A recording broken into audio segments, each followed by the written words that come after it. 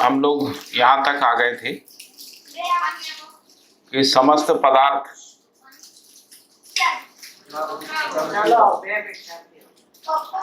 शुरू किया जाए। तो समस्त पदार्थ जो है वो निरपेक्ष ऊर्जा में संपृक्त व समाहित है तथा संपूर्ण सृष्टि की स्थिति तथा गति निरपेक्ष ऊर्जा में ही है। प्रत्येक चेष्टा से सापेक्ष ऊर्जा का प्रसव है। सापेक्ष ऊर्जा जिसको अपन ताप दाब ये सब कह रहे हैं, तो वो कह रहे हैं चेष्टा से यानी श्रम गति परिणाम से ही सापेक्ष ऊर्जा का प्रसव है। मूल चेष्टा के लिए निरपेक्ष ऊर्जा सबको प्राप्त है। मूल चेष्टा पदार्थ के परमाणुविक स्थिति में वातावरण के दबाव से मुक्त जो चेष्टा है उसी की मूल चेष्टा संज्ञा है। यहां तक पढ़ लिया था।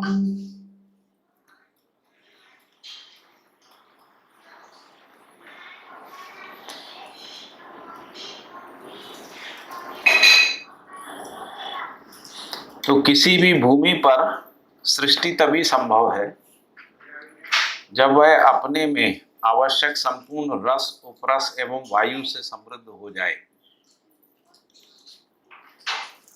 तभी वो सृष्टि संभव है। इस प्रकार से इस असीम अवकाश में अनंत भूमि अपनी प्रगति के अनुसार पूर्ण विकसित, अर्ध विकसित, अल्प विकसित एवं अविकसित अवस्था में है। रस उपरस का प्रमाण रासायनिक क्रियाकलाप और वैभव के रूप में है। अविकसित सृष्टि पदार्थावस्था की सृष्टि है। समस्त मृद पाषाण मणियों धातु की गणना अविकसित सृष्टि में है। अल्प विकसित सृष्टि प्राणावस्था की सृष्टि है।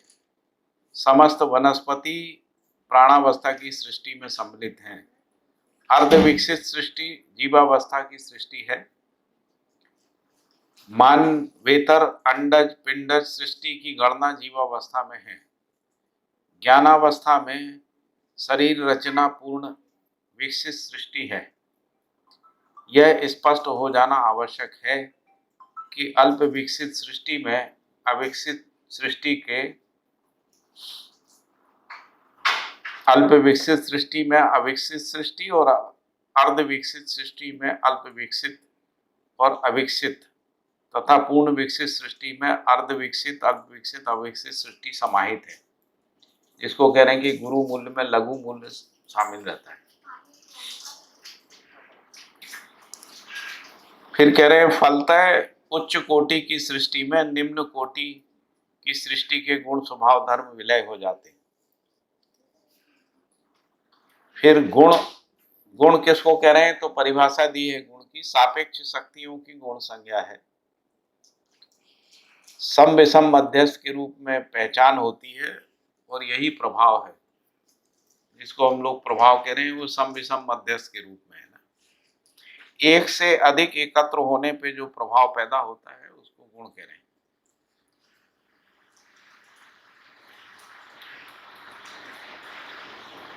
एक से अधिक एकत्र होने पे जो प्रभाव पैदा होता है उसको गुण कह रहे हैं। स्वभाव मौलिकता, स्वभाव जो है मौलिकता ही स्वभाव है। गुणों की उपयोगिता ही स्वभाव संज्ञा है।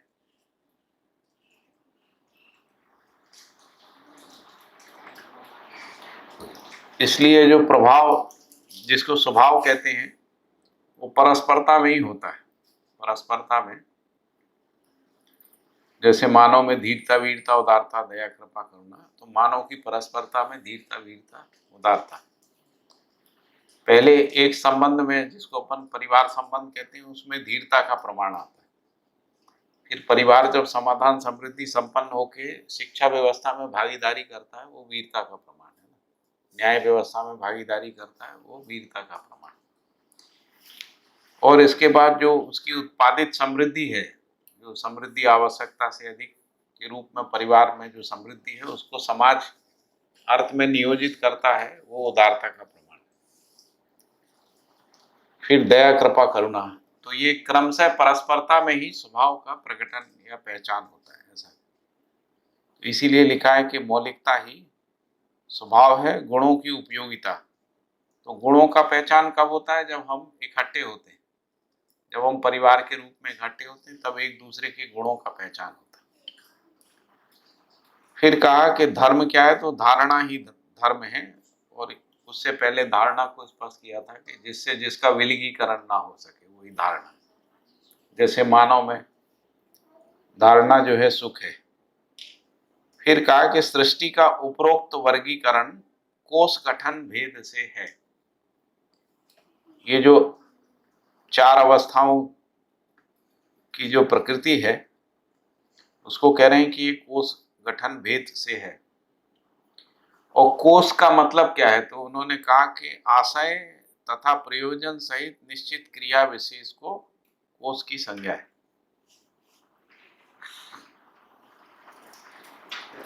कोष का परिभाषा है आशय और प्रयोजन सहित निश्चित क्रिया विशेष को कोष संज्ञा है। और यही कोष जो है वो प्रवृत्ति के लिए जिम्मेदार संपदा है। प्रवृत्ति के लिए जिम्मेदार संपदा ही कोष है। मतलब किसके लिए जिम्मेदार? आशय और प्रयोजन के लिए।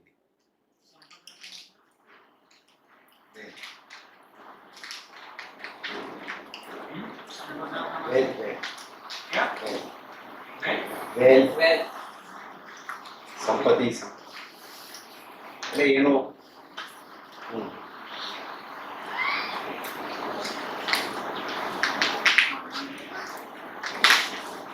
ऐसे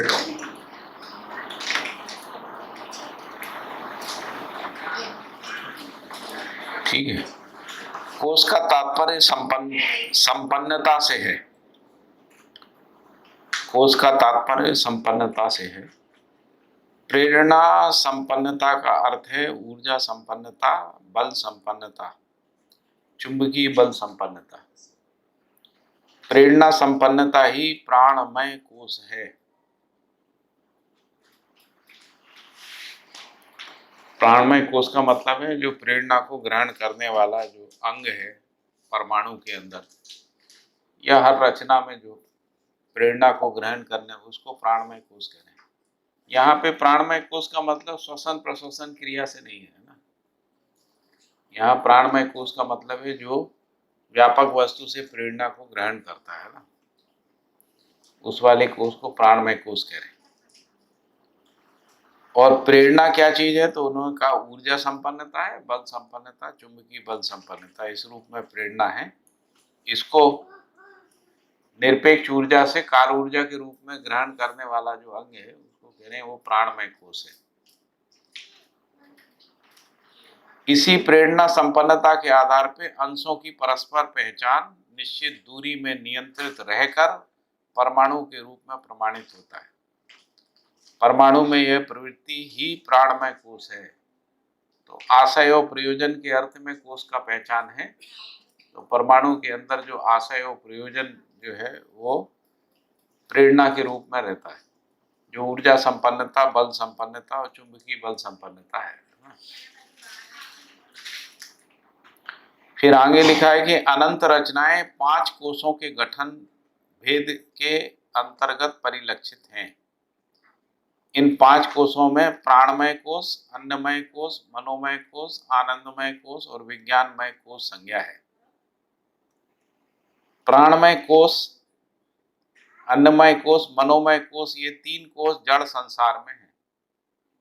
जब यहाँ मनोमय कोष कह रहे हैं, उसका संबंध मन से नहीं है ना, उसको नीचे डिफाइन किया है? हाँ, तो प्राणमय कोष का परिभाषा तो पहले भी आ गया था। अन्नमय कोष को परिभाषित किया है कि ग्रहण और विसर्जन करने वाले अंग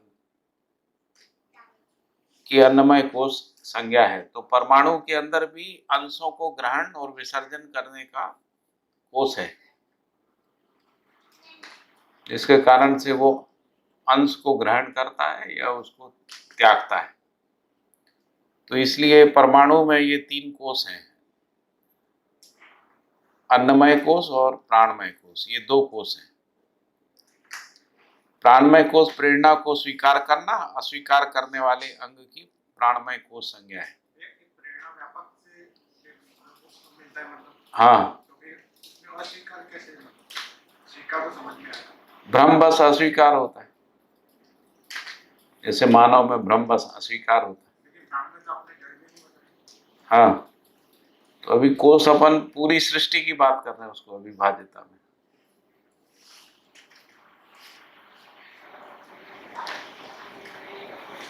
जड़ प्रकृति में चॉइस नहीं है, मानव में तो चॉइस है।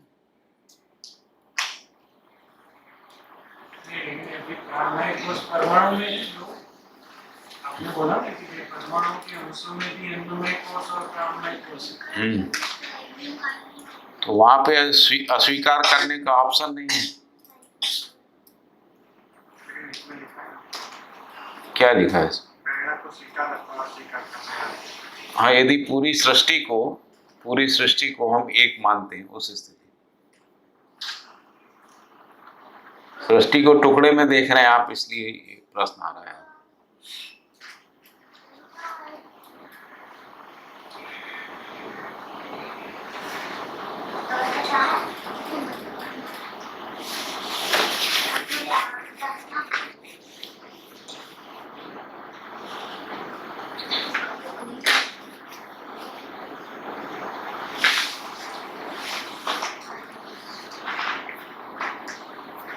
क्या हुआ? परमाणु में कोश नहीं रहेगा। परमाणु में भी कोश है।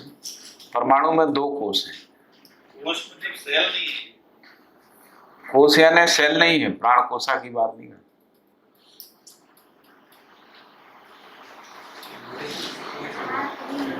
जो अंशों का क्रिया है ना, अंशों का सम्मिलित क्रिया। अभी प्रोटॉन इलेक्ट्रॉन है तो उसमें भी अंदर ये है, मतलब कोश यानी अंश की बात हो रही है ना, कोई भी अंश नहीं, अंश नहीं है। अंश मिलके उसके अंदर एक प्रवृत्ति पैदा होती है ना। जैसे प्राण कोशा है, उसके अंदर एक प्रवृत्ति है। क्या प्रवृत्ति है? श्वसन का प्रवृत्ति है, वो कोश पूर्वक है। कोई अंश नहीं लेता। सांस लेने का प्रवृत्ति जो है, उनके जो भी रासायनिक क्रिया के रूप में जो रचना बनती है, उस रचना में वो प्रवृत्ति पैदा होती है ना। कोई अंश श्वास थोड़ी लेता है। अभी तो ये कोश हुआ तो वो अभी परमाणु के अंश में नहीं होगा, लेकिन जैसे भी उसमें से कोई रचना बनती है, जैसे कि अमीबा बना, तो अमीबा है तो वो एक कोश हो गया। उसमें ये रहेगा कि भाई वो अमीबा एक कोश नहीं है। अमीबा में भी कोश है। 3 कोश हैं उसमें। अमीबा में 3 कोश है, लेकिन प्राणमय कोश है, अन्नमय कोश है और मनोमय कोश भी है, क्योंकि वो अपने आहार का चयन करता है। जैसे पेड़ पौधे जो है अपने आहार का चयन करते हैं, इसलिए उसमें मनोमय कोश है। यहाँ तो ये मानव के लिए क्लास नहीं, पूरा है सब मानव के लिए नहीं, यहाँ परमाणु से लेके सभी सृष्टि की बात कर रहे हैं, संपूर्ण सृष्टि में। तो मनोमय कोश का मतलब है चयन करने वाले या चुनाव करने वाले अंग की मनोमय कोश संज्ञा है। आनंदमय कोश यानी सुख दुख को व्यक्त करने वाले अंग की आनंदमय कोश संज्ञा है। विशेष ज्ञान को ग्रहण करने वाले, विशेष ज्ञान यानी जिसको ज्ञान विवेक विज्ञान कह रहे हैं, उसको ग्रहण करने वाले अंग की विज्ञानमय कोश संज्ञा है। कोश प्रकाशन भेद से सृष्टि में अवस्था भेद पाया जाता है। फिर आगे स्पष्ट किया है, पदार्थावस्था की सृष्टि में अन्नमय और प्राणमय कोश का प्रकाशन है, क्योंकि उसमें प्रेरणा ग्रहण भी है और अंशों का ग्रहण और विसर्जन भी है। इसलिए इन दोनों कोशों की क्रियाएं समस्त पदार्थावस्था के मूल रूप परमाणु में पाई जाती हैं। परमाणु सचेष्ट है, इसलिए उसमें प्रेरणा पाने वाला अंग सिद्ध है। इसके साथ परमाणु में ही ह्रास और विकास है, यानी ह्रास विकास से मुक्त नहीं है, जो ग्रहण विसर्जन का प्रतिफल है। अतः परमाणु के अंदर अन्नमय कोश भी सिद्ध हुआ। अन्नमय कोश की क्रियाशीलता भी चेष्टा का ही फल है।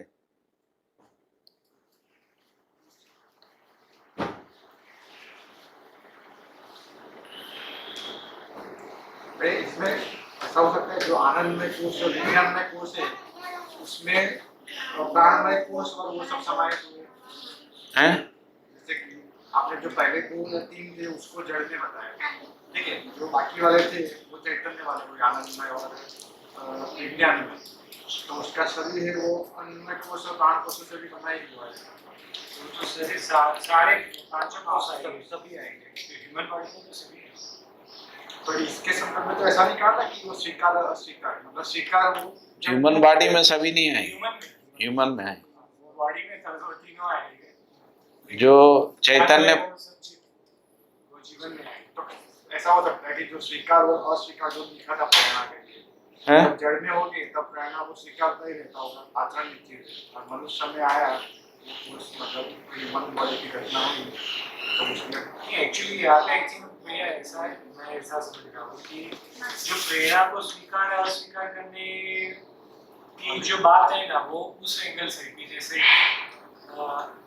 दो परमाणु है वो एक दूसरे के पास है, तो वो सभी के साथ रिएक्शन करेंगे नहीं करेंगे ऐसा नहीं। तो उस एंगल से यहाँ पे है कि सपोज स्टील है, तो स्टील में अभी कुछ डालते हैं तो वो स्टील किसी के साथ सबके साथ ऐसे प्रोसेस नहीं करेगा। तो उसके लिए तो ग्रहण और विसर्जन आगे वाला पता है ना, अन्नमय कोश पहला वाला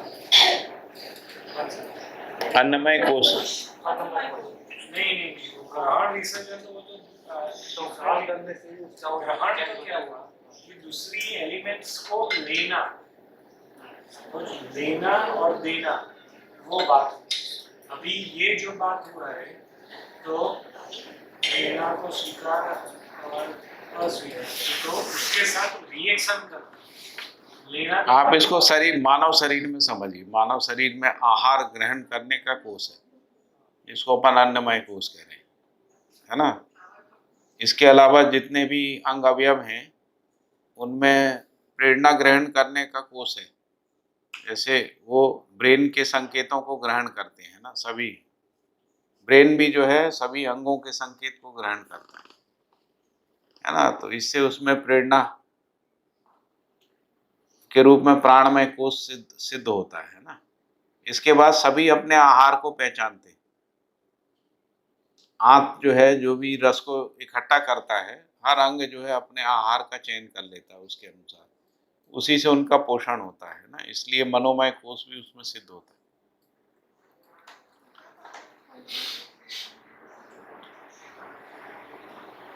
समझ में आ रहा है कि नहीं? सभी को एक जैसा आहार नहीं होता, सबका आहार अलग अलग होता है। ब्रेन का आहार, हृदय का, किडनी का, प्लीहा, सबका अलग अलग आहार होता है। तो हर अंग जो है उसमें से अपनी क्रियाकलाप को चलाने के लिए आहार का चयन कर लेता है।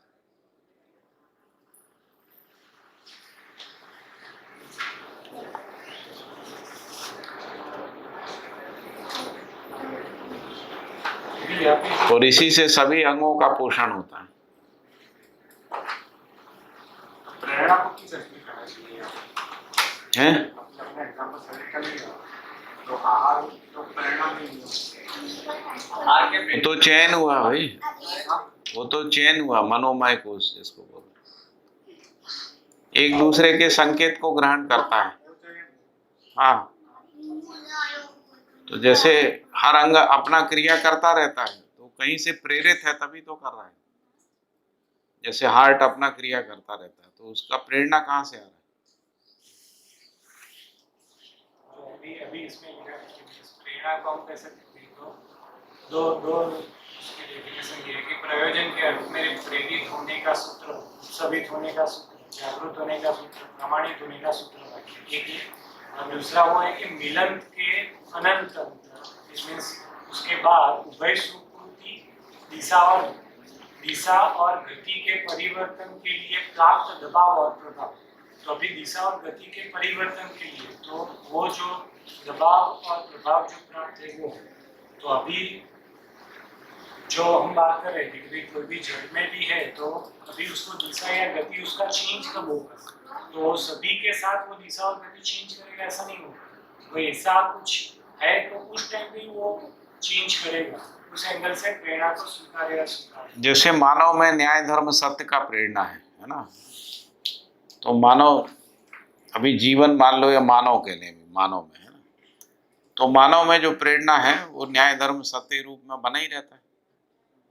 ये प्रेरणा दो प्रकार से होता है। परस्परता में भी प्रेरणा होता है। मान लीजिए किसी ने न्याय को ज्यादा पहचाना, यानी वो न्याय से प्रेरित है, उससे हम भी प्रेरित होते हैं, है ना। तो इस तरीके से परस्परता में भी, तो ये जो परस्परता में जो जो स्वीकार हो रहा है प्रेरणा, और जो स्वयं में स्वीकार है, वो दोनों जो है प्राणमय कोष के कारण से ही है। जीवन के संदर्भ में देखेंगे तो भी ऐसा है। जैसे सपोज अभी कोई भी प्रेरणा हमको मिली, लेकिन उसका स्वीकार अस्वीकार वो हमारी बुद्धि और विषय के उसमें हम उसको स्वीकार अस्वीकार करें अभी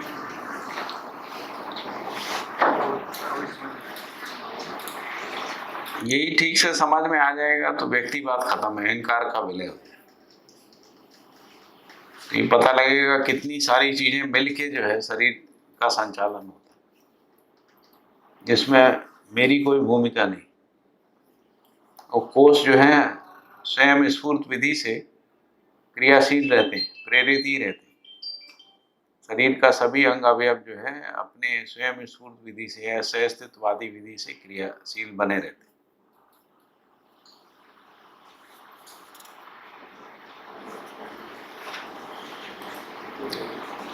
तो मैं फिर से पढ़ रहा हूँ। पदार्थावस्था की सृष्टि में अन्नमय कोष प्राणमय कोष का प्रकाशन है। इन दोनों कोष की क्रियाएं समस्त पदार्थावस्था के मूल में परमाणुओं में पाई जाती है। प्रत्येक परमाणु सचेष्ट है, यानी श्रमगति परिणाम से, इसलिए उसमें प्रेरणा पाने वाला अंग सिद्ध होता है। और प्रेरणा किस रूप में है? ऊर्जा संपन्नता, बल संपन्नता और चुंबकीय बल संपन्नता।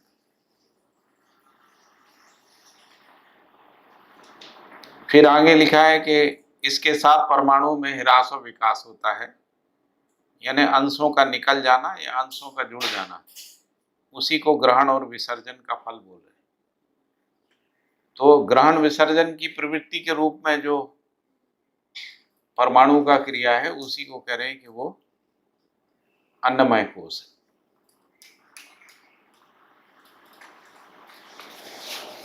ठीक है।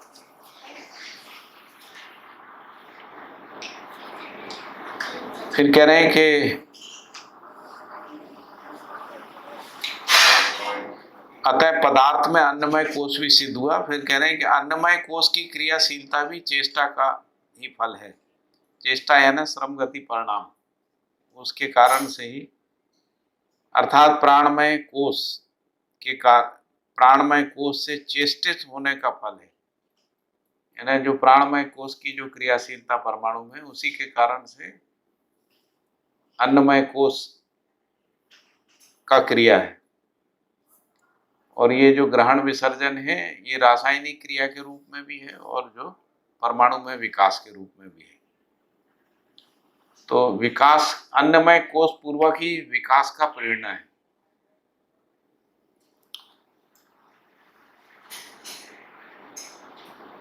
अतः यह सिद्ध हुआ कि अन्नमय कोष और प्राणमय कोष अविभाज्य संबंध है। मतलब अन्नमय कोष का क्रिया क्योंकि प्राणमय कोष से संचालित हो रहा है या प्रेरित हो रहा है, इसलिए उन दोनों की अविभाज्यता सिद्ध होती है। प्राणावस्था की सृष्टि में 3 कोषों का प्रकाशन है, अन्नमय, प्राणमय और मनोमय। वनस्पतियों में पदार्थावस्था की सृष्टि की अपेक्षा चयनवादी क्रिया विशेष है, जो मनोमय कोष की क्रिया है। यह इससे स्पष्ट होता है कि एक ही भूमि पर विभिन्न वनस्पतियां अपनी अपनी आवश्यकता अनुसार आवश्यकीय तत्वों एवं रसों को ग्रहण करते हुए पुष्ट होती देखी जाती है। इससे उनका मनोमय कोष होना सिद्ध होता है। जीवावस्था और भ्रमित ज्ञानावस्था में 4 कोषों की क्रिया स्पष्ट है, अन्नमय कोष, प्राणमय कोष, मनोमय कोष और सुखी दुखी होने वाला आनंदमय कोष। आनंदमय कोष का विकास ही चैतन्यता का कारण है या चैतन्य इकाई का कारण है, और इसी चैतन्यता के कारण जीवन में सुख दुख का प्रकाशन है। इसके कारण ही जीवावस्था की इकाइयों को विषयों का सेवन करने का अधिकार है, सुख दुख के आधार पे, है ना। आहार, निद्रा, भय, मैथुन आदि इनका। फिर लिखा है कि जागृत मानव में 5 कोषों का प्रकाशन है। इन पांचों कोषों की क्रियाशीलता व अभिव्यक्ति मानव में है। यह अन्नमय, प्राणमय, मनोमय, आनंदमय, विज्ञानमय कोष है। विज्ञानमय कोष का जागृत होना ही ज्ञान विवेक विज्ञान के रूप में विशेष ज्ञान का कारण है। विवेक और विज्ञान के द्वारा ही दुख के कारण और निवारण की समझ विकसित होती है, जिससे ही सुख, शांति, संतोष, आनंद की अनुभूति संभव है। इसीलिए विज्ञानमय कोष जो है उसको पहचाना गया। अभी ये ठीक हो गया, चारों कोष स्पष्ट हुआ, कहीं डाउट हो तो बताइए।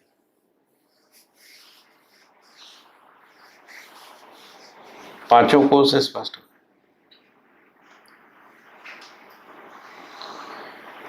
फिर आगे चलते हैं तो लिखा है चारों अवस्थाओं की सृष्टि की अपनी विशेषता विशिष्टताएं रूप, गुण, स्वभाव, धर्म से संबंधित हैं। रूप का मतलब है विशेषताएं तथा विशिष्टताएं। विशिष्टताएं और विशिष्टता में क्या फर्क है? ये रूप, गुण, स्वभाव, धर्म को मान लीजिए कि ये दोनों मिला के विशेषता और विशिष्टता है।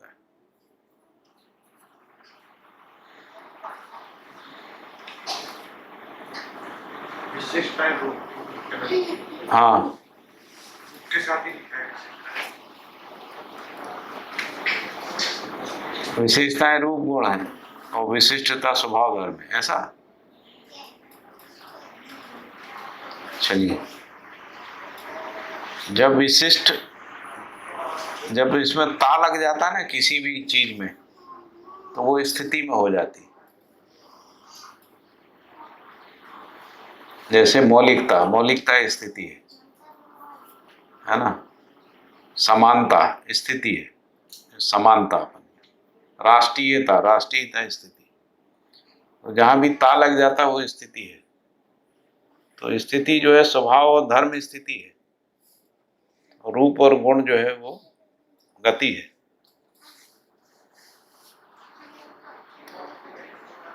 इसका परिभाषा देख लेते हैं। रूप का परिभाषा है चारों अवस्थाओं की सृष्टि में रूप का निर्धारण आकार, आयतन और घनता के भेद से है।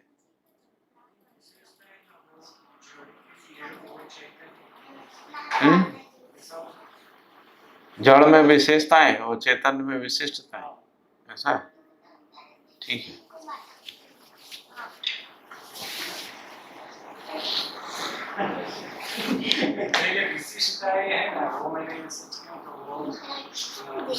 परिभाषा संहिता में देखा, क्या लिखा है?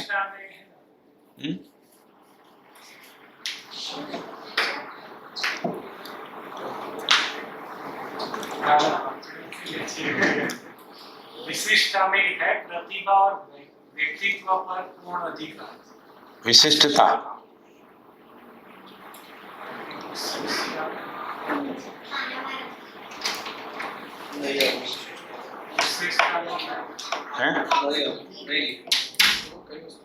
विशेषता नहीं दी है। ठीक।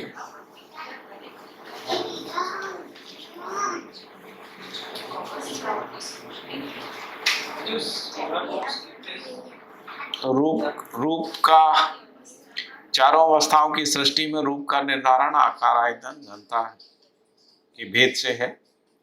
गुण चारों अवस्थाओं में सम विषम मध्यस्थ के भेद से है। सापेक्ष शक्तियों की गुण संज्ञा है अथवा एक से अधिक एकत्र होने पर जो प्रभाव उत्पन्न होता है उसे गुण संज्ञा है। तो सभी इकाइयों में रूप तो रहता ही है, कोई ना कोई रूप रहता ही है, और सभी इकाइयों में सम विषम मध्यस्थ भी रहता है। तो रूप और गुण सब में एक जैसा रहता है, लेकिन स्वभाव में परिवर्तन होता है। जो चार अवस्था है, तो चारों अवस्थाओं की अपनी विशेषता है और पर्टिकुलर अवस्था में अंदर जो विशिष्टता है, तो वो जो विशिष्टता है उसी को मैंने कहा कि स्वभाव धर्म के रूप में।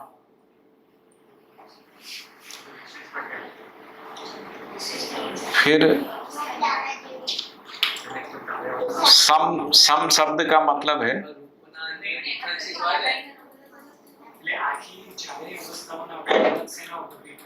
એની વિશેષતાઓ અને એ વિશેષતાઓમાં અંદર જે પછી પાછા રૂપ ગુણ સ્વભાવ ધર્મમાં જે પાછું ઇન્ડિવિજ્યુઅલ એ પ્રાણાવસ્થાઓમાં વિશિષ્ટ અલગ અલગ પ્રાણાવસ્થાઓ છે સમજે एक विशेषता समझिए विशेषता में पदार्थ होता है તો પદાર્થમાં પૂછે પદાર્થમાં અલગ અલગ પદાર્થો છે તો એ વિશિષ્ટ પદાર્થો જેવું છે એ આખી અવસ્થાઓમાં જે ડિફરન્શિએટ છે એ વિશેષતાઓના સંદર્ભમાં છે એ બધું વિશિષ્ટતા भैया मतलब इसमें ऐसा समझा मैं कि जब विशेषताएं की बात करते हैं तो चारों अवस्थाओं की बात होती है, अलग अलग विशेषताएं सभी अवस्थाओं की। अब विशिष्टताओं की बात करते हैं तो रूप गुण स्वभाव धर्म के रेफरेंस है। मेरे को ये समझना है कि जैसे गुण है गुण, ठीक है, तो सम विषम और मध्यस्थ 3 गुण हैं। तो सभी इकाई के सम विषम और मध्यस्थ ये 3 गुण तो है ही है, लेकिन इसके अलावा भी गुण तो हो ही सकते हैं या 3 ही गुण है। क्योंकि जैसे फॉर एग्जांपल नीम का कड़वापन या तो नींबू का खट्टापन, वो खट्टा है वो गुण नहीं है तो क्या है, मौलिकता है।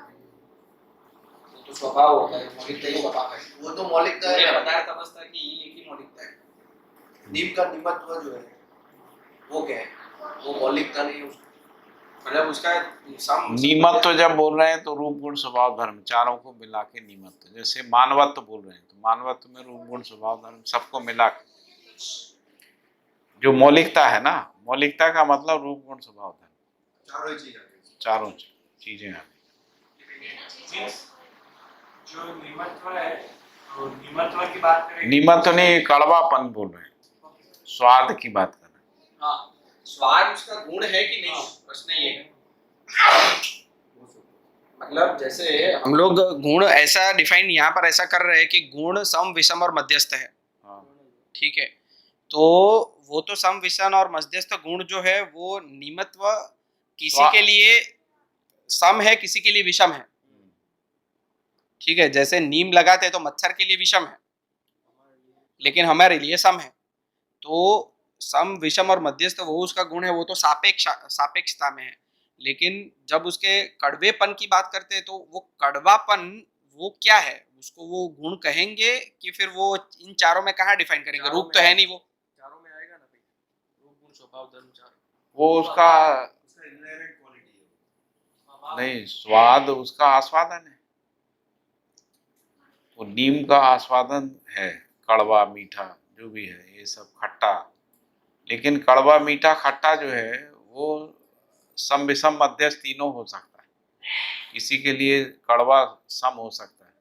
एक्चुअली कड़वा कोई चीज नहीं होता, जो उसमें जो तत्व होता है स्वाद है वो तो केवल, वो तो हमारे लिए स्वाद है, बराबर हमारे लिए स्वाद है ना, लेकिन स्वाद सहित वस्तु है ना, स्वाद सहित वस्तु जैसे नीम का पत्ती है हम ये दिखा रहे हैं तो उसमें स्वाद भी है, लेकिन उसके साथ उसमें कुछ रसायन है, वो रसायनों का शरीर की परस्परता में जो प्रभाव है उसी में सम विषम मध्यस्थ जो है वो निश्चित हो। यदि वो हमारे सृजन में सहायक है तो सम है, विसर्जन में है तो वो विषम है, बनाए रखने में कोई गुण है सहायक तो वो विभव है।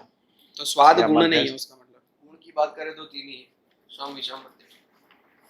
तो स्वाद तो मतलब जैसे हम लोगों को कड़वा लगता है, जरूरी नहीं है कि सभी को कड़वा लगता हो, किसी को मतलब मीठा ऐसा मानव को सब कड़वा लगता है सबको, वो गुण नहीं है ना, वही तो बात है, गुण नहीं, वही तो मेरा पॉइंट है कि वो गुण है कि नहीं है, अगर है तो सम विषम मध्यस्थ के अलावा सभी के गुण होने चाहिए, मतलब ऐसे रूप तो पीला गोल आकार, हाँ, धर्म उसका ऐसा कि वो खट्टा है और नहीं उसका होना ही धर्म है, उसका धर्म है, मतलब उसका जो रूप पुष्टि पुष्टि तो इतना जाड़नी है, इन्हीं पोता नहीं ना। स्वभाव क्या है, तो स्वभाव वो है कि अभी नींबू है तो नींबू पे सपोज उसके साथ कोई केमिकल प्रोसेस या कुछ भी करेंगे तो वो कैसे रिएक्ट करेगा। स्वभाव सारक या मारक होता है, सारक या मारक, हाँ? सारक या मारक दो स्वभाव, मिश्रण या संयोजन करके वो जो कैसे रिएक्ट करेगा वो उसका स्वभाव, गुण क्या होगा, गुण वही इसलिए तो मैं बोल रहा हूँ गुण सापेक्षता में है, गुण यदि- सापेक्षता में इसलिए है कि यदि जैसे वो आपके पोषण में सहायक है तो सम है, सम है। यदि पोषण में सहायक नहीं है मतलब तो जैसे अपने लिए सहायक है, लेकिन अगर हम लोग देखेंगे तो हम लोग नींबू के साथ ये मतलब ये उकाड़ा बनाते हैं और वो पीते हैं, क्योंकि यहाँ पर वो बैक्टीरिया जमे ना, या तो फिर वो गला अपना ठीक हो जाए, तो वो भी कहीं ना कहीं तो कोशाई है, प्राण कोशाई है, बैक्टीरिया के तो लिए उनके विषम लिए विषम है। तो गुण सापेक्षता में मैं ऐसा समझ रहा हूँ, गुण सापेक्ष। ठीक है। और स्वभाव और धर्म वो पूरी अवस्था का होता है। स्वभाव पूरी अवस्था मीन्स अभी सपोज नींबू है, उसके स्वभाव पदार्थ का स्वभाव, हर पदार्थ का स्वभाव अलग अलग ही हो, वो सेम नहीं हो। पर धर्म हर पदार्थ का सेम होता है। धर्म भी अलग होता है, पदार्थ अवस्था का धर्म पदार्थ अस्तित्व अवस्था का एक है, प्राण अवस्था का एक है, और पदार्थ अवस्था जो भी है तो उनका धर्म सेम रहेगा। है, पदार्थ अवस्था जितनी भी है उनका धर्म होना ही है, उससे अस्तित्व। अधिक नहीं। हाँ, धर्म अवस्था का होगा। अवस्था का नहीं एक्चुअली वो उस एंगल से बाबा जी ने उसको यूज किया, लेकिन वो उसके रेफरेंस में धर्म किसको बोला कि जिसको जिससे अलग नहीं किया राइट। तो अभी सपोज वो होना वो उससे अलग नहीं हो सकता, वो उसका धर्म हो गया, अभी अवस्था का धर्म हो गया। अवस्था का अवस्था अवस्था विराट अवस्था का धर्म हो गया। हर इकाई का धर्म है। हाँ, लेकिन इकाई का भी धर्म। तो जैसे नींबू का खट्टापन वो उसका धर्म है, नहीं, है? धर्म नहीं। क्योंकि वो उससे उसको अलग नहीं किया जा सकता है। हैं? उसको मिटाया नहीं जा सकता नींबू को, वो उसका धर्म। बाकी उसको अलग- हटाया जा सकता है, हम्म। रासायनिक क्रिया करके मीठे नींबू पैदा कर सकते खट्टापन उसका कम किया जा सकता हैं। उसको आम के पेड़ से साथ उसको लगा दीजिए, उसमें आम का गुण आ जाएगा स्वाद में। तो स्वभाव में भैया यहाँ पर लिखा है कि मौलिकता ही स्वभाव है। हम्म? आगे वाले पेज में देखेंगे तो लिखा है मौलिकता ही स्वभाव है, गुणों की उपयोगिता क्योंकि की स्वभाव। मौलिकता का निर्धारण जो है स्वभाव धर्म से होता है, रूप और गुण से नहीं होता है, इसलिए मौलिकता ही स्वभाव ऐसा हाँ, नहीं। तो मौलिकता तो अभी नींबू का खट्टापन और ये आम का आमत्व वो उसकी मौलिकता है, दोनों की अलग अलग। आमत्व अलग चीज है, नींबू का नींबूत्व अलग चीज है।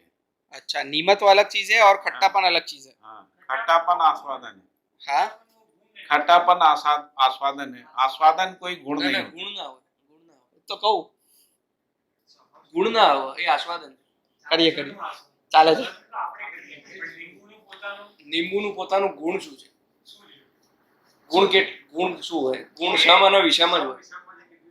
नहीं, वो भी परस्परता में ही होता है। સમ વિષમ પણ એ શેના રેફરન્સમાં? એ તો તમે અત્યારે ટેસ્ટ કરાવો તો એના રેફરન્સમાં હમ. સમ વિષમ, પણ એનામાં પોતાનામાં તો એ જ છે કે એ ગુણ क्या गुण है? એ તમારા માટે खट्टा છે। गुण नहीं है ना, હા, खट्टा तो हमने शब्द दिया, लेकिन कुछ है ना प्रॉपर्टीज है, प्रॉपर्टीज के प्रॉपर्टीज वो गुण हो गया उसका। लेकिन वो नहीं, गुण नहीं है। गुण उसमें properties यहाँ और जो गुण हम दोनों लोग अलग गुण है। शब्द का प्रयोग कर रहे हैं वो उसमें खट्टा और रंग ये सब उसमें शामिल नहीं, क्या खट्टा? वो सब शामिल नहीं है। कोई भी आस्वादन उसमें शामिल नहीं है। गुण में। रूप भी आस्वादन ही है। रूप आस्वादन नींबू को इंडिपेंडेंटली देखा जाए तो उसकी प्रॉपर्टीज है कि नहीं? तो प्रॉपर्टीज गुण तो नहीं मैं वही पूछने की कोशिश कर रहा हूँ। यहाँ पर नहीं है। यहाँ पर नहीं है। नींबू क्या चीज है? स्वाद नींबू नहीं है, रंग नींबू नहीं है, नींबू रसायन है। वो रसायन हमारे ऊपर जो प्रभाव छोड़ते हैं, यानी शरीर के ऊपर जो प्रभाव छोड़ते हैं, यदि वो सम प्रभाव है ना, तो सम गुण है। यदि वो विषम प्रभाव है तो विषम गुण है। यदि वो शरीर को बनाए रखने में सहायक है तो मध्यस्थ गुण है। ऐसा मतलब डेफिनेशन में तीन ही है, परस्परता में तीन ही गुण है। मतलब वो सम, उसका विषम, खट्टापन मध्यस्थ। जो है वो खट्टा है डेफिनेटली, लेकिन वो खट्टा अपने रेफरेंस में परस्परता में वो सम है, विषम है कि मध्यस्थ है, ये तीन ही डिफाइन कर रहे हैं। तो मैं वही पूछने की कोशिश कर रहा था कि जैसे नींबू का जो खट्टापन है उसको कहाँ डालेंगे? चार में ये गुण जो है ना। रंग वो होता है हमको ना, खट्टा लगता है। अभी उसके बाद मेरे को दिमाग में ऐसा है कि वो हमको खट्टा लगता है, जरूरी नहीं कि सबको खट्टा लगता हो। मतलब जीवावस्था की बात करें तो हमको खट्टा लगता है। हो सकता आपको भी जो है ना, जैसे आप नींबू 10 दिन खाते रहिए, खट्टा कम लगने लगे।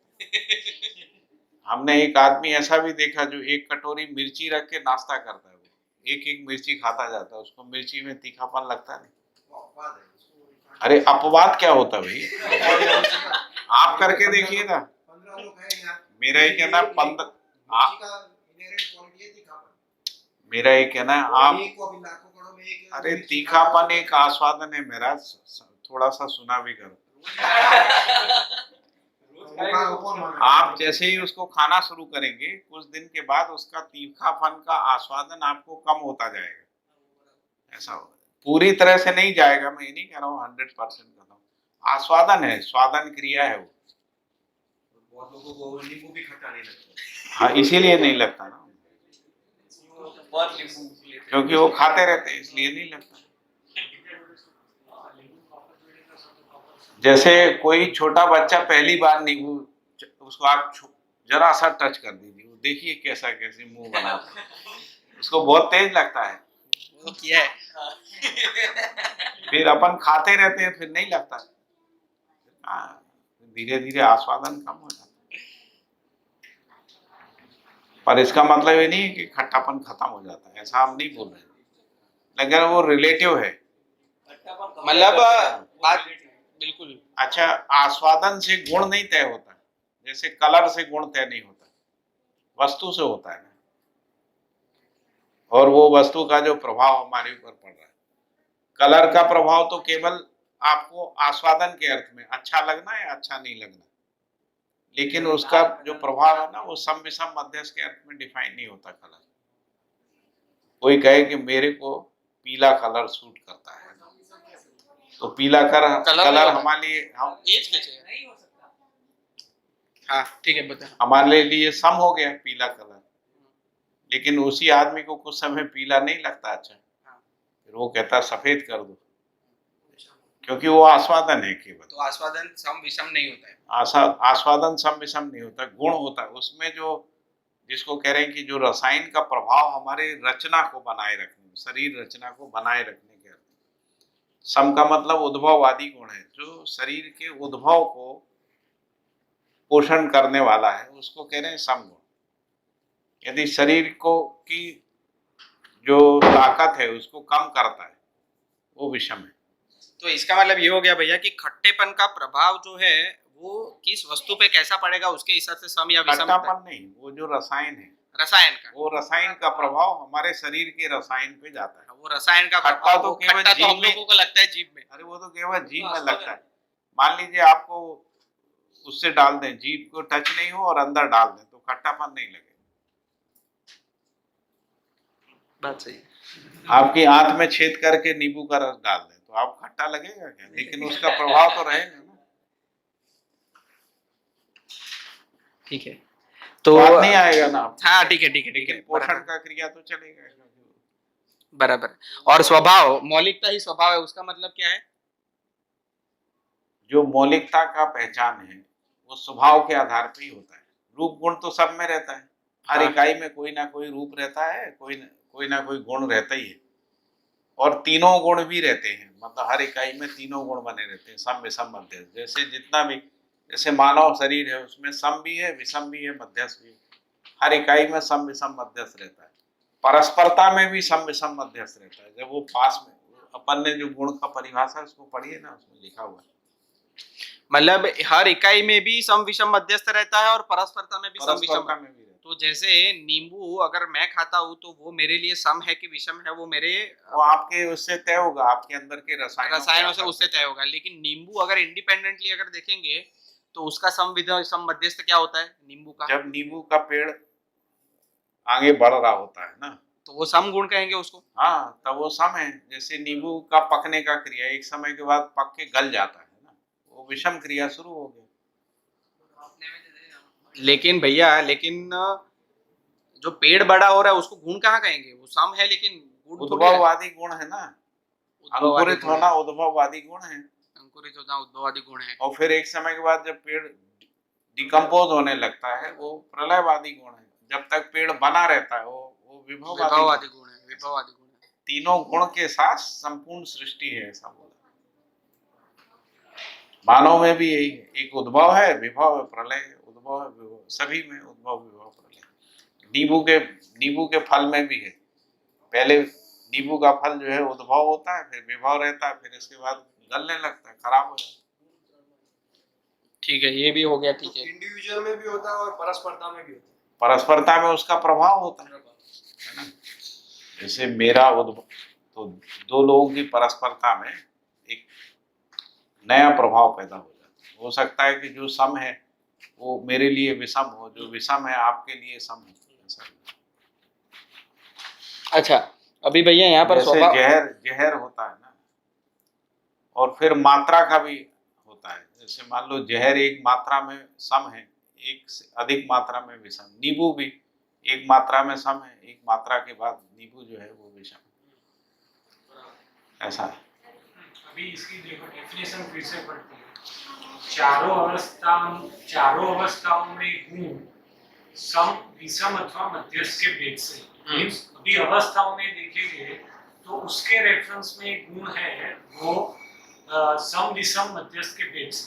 फिर नेक्स्ट सापेक्ष शक्तियों की गुण संज्ञा है। सापेक्ष शक्तियों मींस उसकी जो भी इसके रेफरेंस में जो उसमें है कि भाई खट्टापन है या कुछ भी, तो खट्टापन मीन्स हम शब्द बोल रहे हैं लेकिन वो कुछ है उसमें, तो उसकी एक गुण संज्ञा है अथवा एक से अधिक एकत्र होने पर जो प्रभाव उत्पन्न होता है। तो अभी उसको हम खट्टा बोले, खट्टा न लगे, जो भी शब्द जो भी देना है, लेकिन उसका एक प्रभाव है, तो वो उसका गुण हो गया। नहीं, इसमें ये बात नहीं हो रही, इसमें सारक या बारक की बात हो रही है कि वो हम हमारे लिए मतलब वो हमें लेंगे तो जैसे नींबू के अंदर एक से अधिक रसायन इकट्ठे होते हैं, उसके कारण से उसमें गुण पैदा होता है, ऐसा है।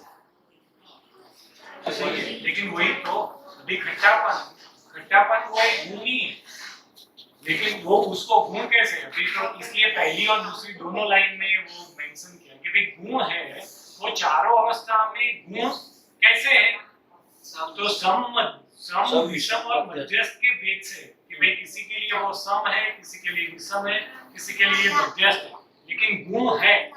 वो गुण क्या है, तो वो सापेक्ष शक्ति है कि भाई उसके रेफरेंस में उसकी एक जो प्रॉपर्टीज है, उसको भी खट्टा बोलो ना बोलो, कम लगने लगे ज्यादा लगने लगे जो भी है, लेकिन वो जो शक्ति है उसमें, वो रसायन में, वो गुण है उसमें, राइट। पर वो सबके लिए अलग अलग होता है। जैसे अवस्थाओं में થઈ ગયું ને એટલે બે इसके लिए तो बोले वो सम, विषम, मध्यस्थ भेद तो है उसके, तो वो परस्परता है, जो है वो गुण है, समझो। એટલે જે રસ છે એનો ગુણ છે, खट्टापन उसका गुण नहीं है। वो गुण नहीं बोल सकते, खट्टेपन को गुण नहीं बोल सकते। क्यों नहीं बोल सकते? एक से अधिक एकत्र आप अकेला खट्टापन क्यों देख रहे हो? यदि रस नहीं है तो खट्टापन नहीं। जैसे शक्कर में जो मटेरियल है यदि वो नहीं है तो मिठास को अलग से थोड़ी आप बंधन कर सकते। मिठास अलग से कोई वस्तु नहीं है ना, वो जो रसायन है उसके साथ ही। ऐसे नींबू का खट्टापन जो है ना, कोई खट्टापन अलग से कोई वस्तु थोड़ी है। तो जब हम कह रहे हैं नींबू खट्टा है, मतलब वो रसायन की बात कर रहे हैं, जो रसायन है ना। अब जब गुण की बात कर रहे हैं तो वो रसायन का जो प्रभाव है हमारे ऊपर, उसको कह रहे हैं गुण, प्रभाव। जो બસ એટલે એઝ એન ઇન્ડિવિડ્યુઅલ એ કશું નથી, પણ એનો પ્રભાવ જે પડે છે એ એનું ગુણ છે। એટલે આપણા શરીર ઉપર ખટાશનો પ્રભાવ નથી પડતો, પણ એ રસાયણ એ રસાયણ જે ફાયદો થાય છે કે નુકસાન થાય છે એ પ્રભાવ છે। પણ એ પરસ્પરતામાં છે। એટલે સમ વિષમ પ્રભાવ છે જ, કોઈ પણ વસ્તુ, કોઈ પણ કેમિકલ નું કોઈ પણ પરિસ્થિતિમાં પ્રભાવ છે, એ જે પ્રભાવ છે ને એ ગુણ છે। બસ હા એ રીતે તો બરાબર જ છે। એ ગુણ થયો, એટલે એ ખટ્ટાપન, આપણે ખટ્ટાપન ખાલી શબ્દ આપે, આ શબ્દ હા એ રીતે જોવા જઈએ તો બરાબર। ટીવી રિમોટ ક્યાં છે? ના ના કે સાઈડમાં ઉપર છે। ये क्या है सर? ठीक है, थोड़ा और विचार करिए धीरे धीरे। हाँ, अंदर केमिकल છે, એ કેમિકલ બદલાય કે ના બદલાય, એરિથમેટિક સમગ્રતાથી જુઓ છો પણ અંદરના જે કેમિકલ્સ ખાટા છે એ નહીં, બદલાય પાણી ના. એટલે अगर पानी के दृष्टि में કેમિકલ્સ देखे में जाए ये हुआ तो तो क्या होगा? ये રીતે उसका उसका वो जो स्वभाव है वो अपनी शीतलता होगी। है पानी का जो गुण की जो बात करते हैं क्या होगा? शीतलता।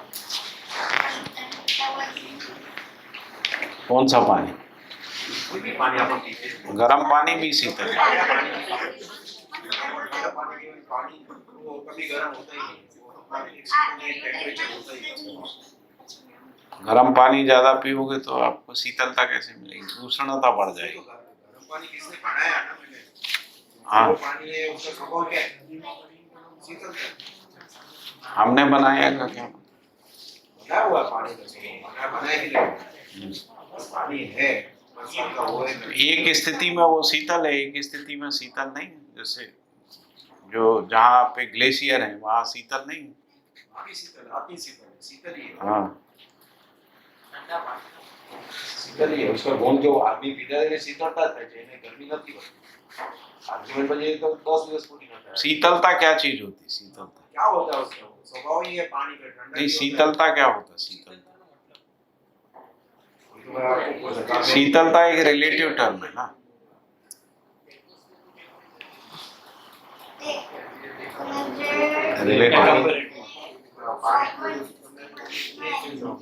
प्यास बुझाना तो हो सकता है, प्यास बुझाता उस अर्थ में कहेंगे शीतल है ना। शीतलता है ठंडा कर रहे हैं इसमें। जैसे नींबू देखने जाओ तो बदलने लागे कि ये एसिडिक है, एसिडिक है अल्कलाइन। ये सु इसमें अरे भैया सबके लिए एसिडिक नहीं होता भाई, कई को तो एसिड को मारते। लेबोरेटरी में डालो ना, देखो वो है वो अल्कलाइन है, यानी खट्टा होता है, कोई भी एसिड होता है खट्टा होता है, इसका ऐसा है ये अल्कलाइन। ऐसा रहता है जैसे कोई चीज खाने से, हम लोग आयुर्वेद में क्या कहते हैं कि आयुर्वेद में 6 प्रकार से दोष को मानते हैं ना। कप पित्त वात, तो प्रधान पित्त प्रधान और वात प्रधान। कप पित्त प्रधान, कप वात पित्त प्रधान, कप पित्त वात प्रधान, ऐसा 6 तासीर मानते हैं शरीर का जो तासीर है। इसमें हर चीज का प्रभाव अलग अलग होता है। मतलब किसी में कफ बढ़ा देगा, किसी में कफ घटा देगा। मतलब यदि आप एक व्यक्ति नींबू खाएगा तो उसको कफ बढ़ा देगा, दूसरा आदमी नींबू खाएगा तो उसका पित्त बढ़ जाएगा, जिसको आप एसिडिटी कह रहे हैं ना। किसी के अंदर वायु बढ़ा देगा। तो उसका जो गुण है परस्परता में ही पहचानने में आता है तासीर। तो पहले व्यक्ति का तासीर यानी उसके शरीर का जो तासीर है, उस तासीर के ऊपर क्या प्रभाव डालेगा, उसी के आधार पे उसके गुण को निर्धारित करते हैं। आयुर्वेद में जो गुण का निर्धारण होता है उसी इसमें भैया मतलब जैसे देखो ये वाले पेज पे गुण की जो संख्या और उसके आगे वाले पेज पे जो गुण की संख्या है, मतलब थोड़ा आगे वाले पेज पे सेम चीज लिखी हुई है इससे पहले वाले पेज पे, लेकिन थोड़ा डिफरेंट लिखा हुआ है। मतलब डिफरेंट मतलब क्रम जो है वो। और आगे चले जाओ। हाँ बस, जैसे सापेक्ष शक्तियों की गुण संख्या है। अभी जैसे अगर नींबू की बात कर ले तो नींबू के अंदर जो रसायन है वो रसायन सापेक्ष शक्तियों की वजह से है। तो सापेक्ष शक्तियों की गुण संख्या है वो उसका गुण है, मतलब वो रसायन ही एक गुण है। अभी सम विषम मध्यस्थ के रूप में पहचान होती है, अभी यही प्रभाव है।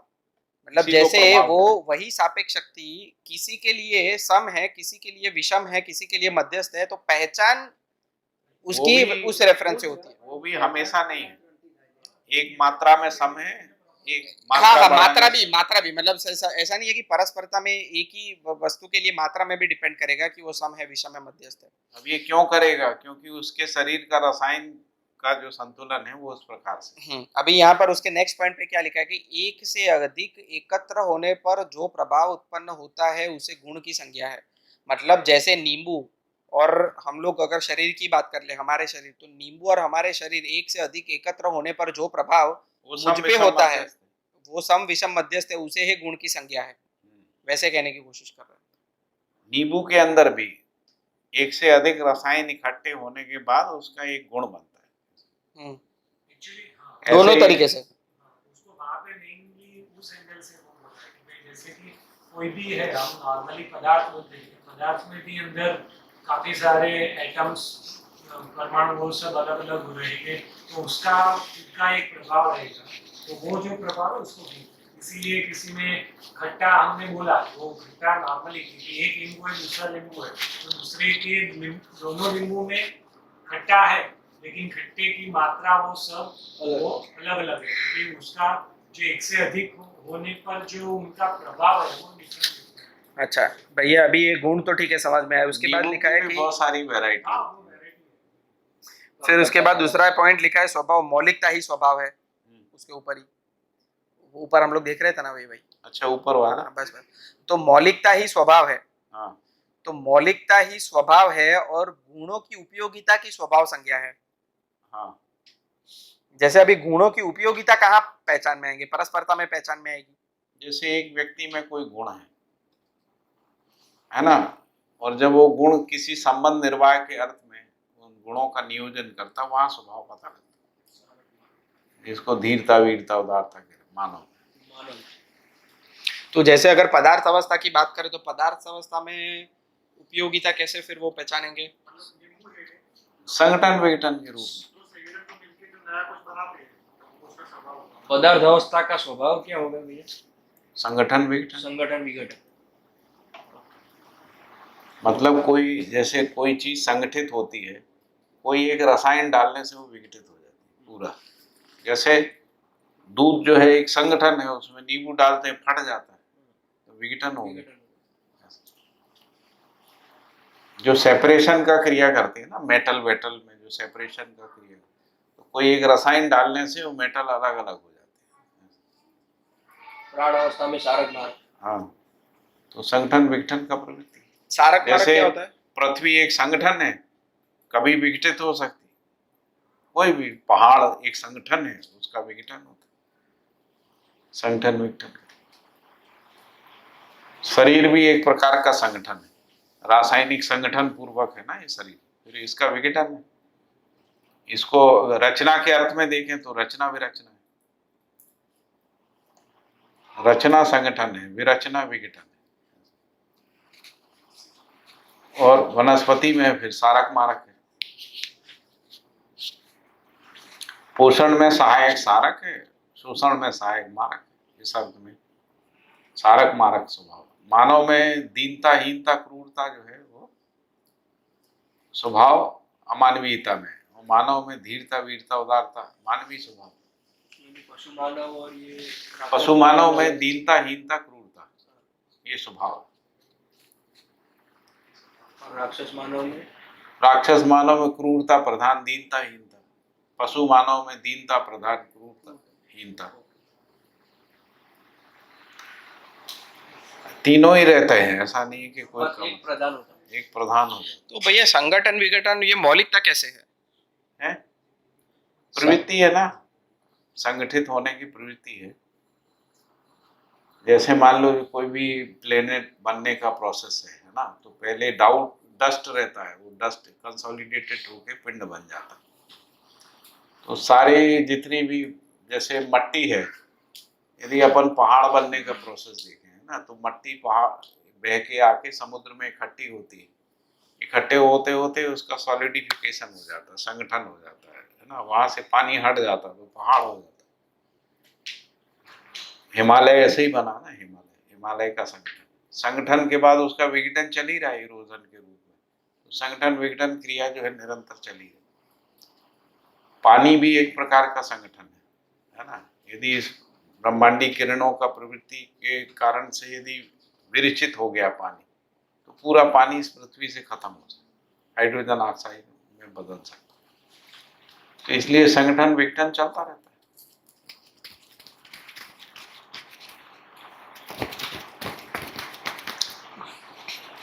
गुण और स्वभाव जो होता है भैया वो परस्परता में होता है, और धर्म जो होता है वो परस्परता में नहीं होता।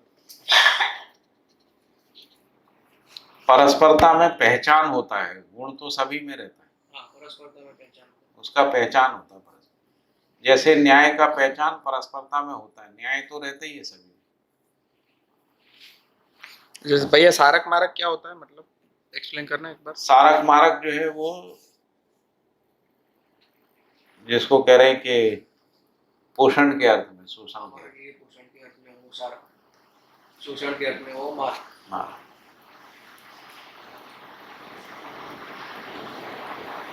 तो इसीलिए गुण का स्वभाव,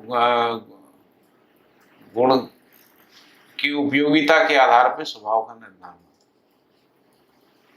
तो वो पोषक भी हो सकता है, शोषक भी हो सकता है। है। हाँ, मतलब जब प्राणावस्था की बात कर रहे हैं, ठीक है, तो बिल्कुल, तो गुण भी मतलब सम विषम मध्यस्थ हो सकता है, मतलब सम भी हो सकता है किसी के प्रभाव के लिए क्षेत्र में, विषम भी हो सकता है, मध्यस्थ भी हो सकता है।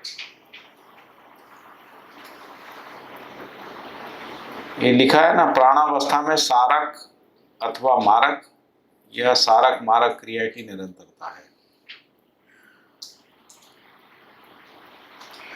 यानी दोनों बने रहते स्वभाव, सारक मारक, मारक सारक, सारक मारक। तो यदि समातिरेक होता है तो मारक हो जाता है, विषमातिरेक होता है ऐसे। तो अलग अलग स्थितियों में रहते, लेकिन स्वभाव तो रहते ही है। ये लिखा, पदार्थ में संगठन विघटन क्रियाएं और विघटन संगठन क्रियाएं, उसकी निरंतर स्वभाव है। जैसे पहाड़ का मट्टी बन जाना, मट्टी का पहाड़ बन जाना, ये प्रोसेस चलता रहता है।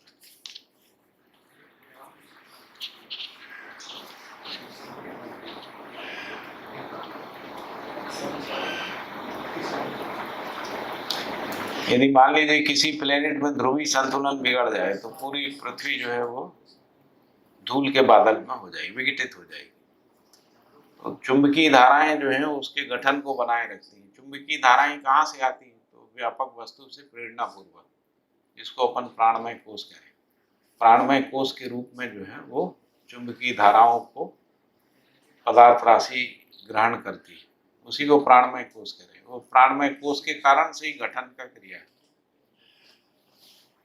प्राणमय कोश जो है वो ऊर्जा संपन्नता, बल संपन्नता और चुंबकीय बल संपन्नता के, तो चुंबकीयता जो है वो सापेक्ष शक्ति है। सापेक्ष शक्ति जो है निरपेक्षता के कारण से है। ठीक है, चुंबकीयता क्या करती है? संगठित करने के लिए काम करती है। इसीलिए प्लेनेटरी बॉडी जो है वो सब पिंड के रूप में रहती है, जो संगठन है। चुंबकीयता बिगड़ती है तो उसके कारण से विघटन हो जाता है। तो पृथ्वी में सभी कुछ क्रियाकलाप संतुलन के अर्थ में रहता है। तो यदि मान लीजिए पोल्स में जो बर्फ जमी हुई है, यदि वो बर्फ वहां से हट जाएगी तो धारा विखंडित हो जाएगी। चुंबकीय धारा विखंडित या अपना स्थान बदल देगी। स्थान बदलेगी तो विघटन क्रिया हो जाएगी। जैसे पानी बनने का क्रिया ब्रह्मांडी किरणों के योगफल में है। अभी ओजोन लेयर ब्रह्मांडी किरणों को रोकती है आगे से, उसको रिफ्लेक्ट कर देती है। ओजोन लेयर यदि डैमेज हो गई तो ब्रह्मांडी किरण जो है पूरे जितने भी रसायनों में संगठन है उसका विघटन कर देगी। विघटन करने से पानी विघटित यदि हो गया तो पानी से मुक्त हो जाएगी पृथ्वी। पानी से मुक्त हो गई तो सब कुछ खत्म हो जाएगा, जो सृष्टि है वो खत्म हो जाएगी।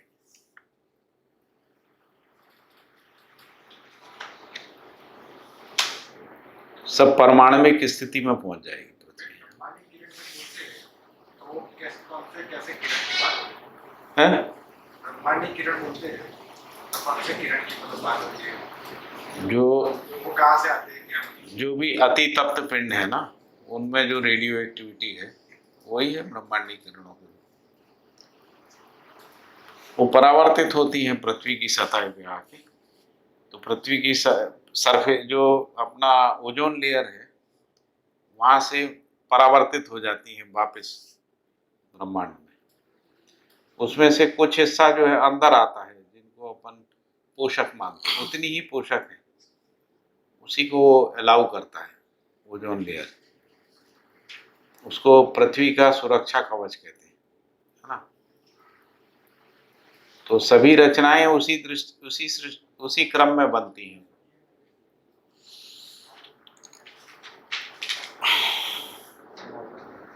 કઈ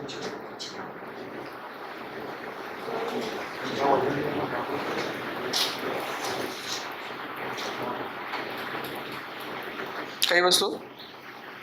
જે ઓઝોન લેયરમાં જે ગાબડા પડે છે ત્યાં આગળ લોકોને સ્કિન કેન્સર ને આ બધા સ્કિનના પ્રોબ્લેમ એટલે જે આઉટ ઓફ કન્ટ્રીમાં એની ઇફેક્ટ તો દેખાય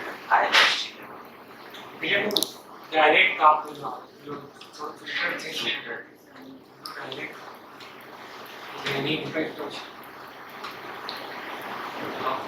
आगे पढ़ो। तो सम विषम भैया, मध्य अभी इसमें और कंफ्यूजन तो है ही, लेकिन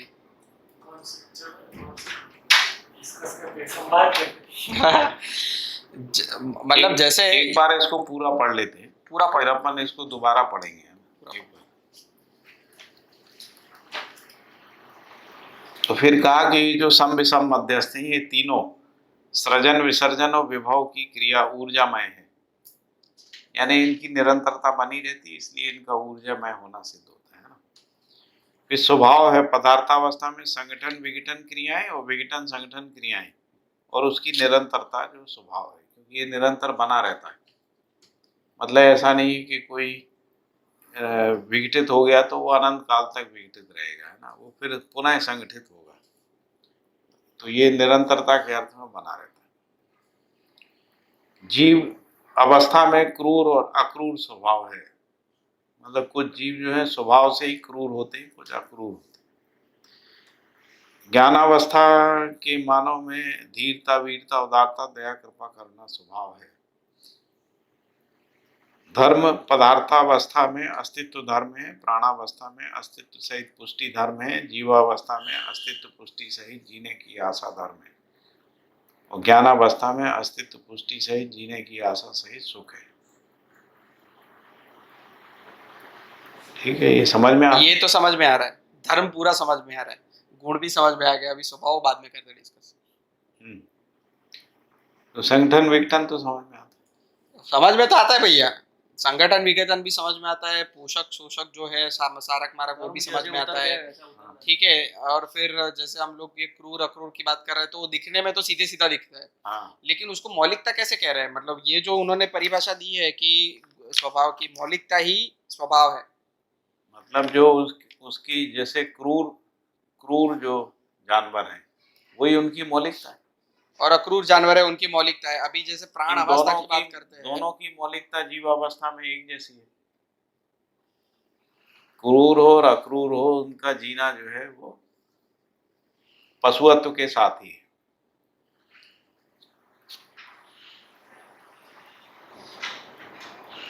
सारक मारक की बात करते हैं, जैसे गुणों की उपयोगिता की स्वभाव संख्या है, गुणों की उपयोगिता की स्वभाव संख्या है।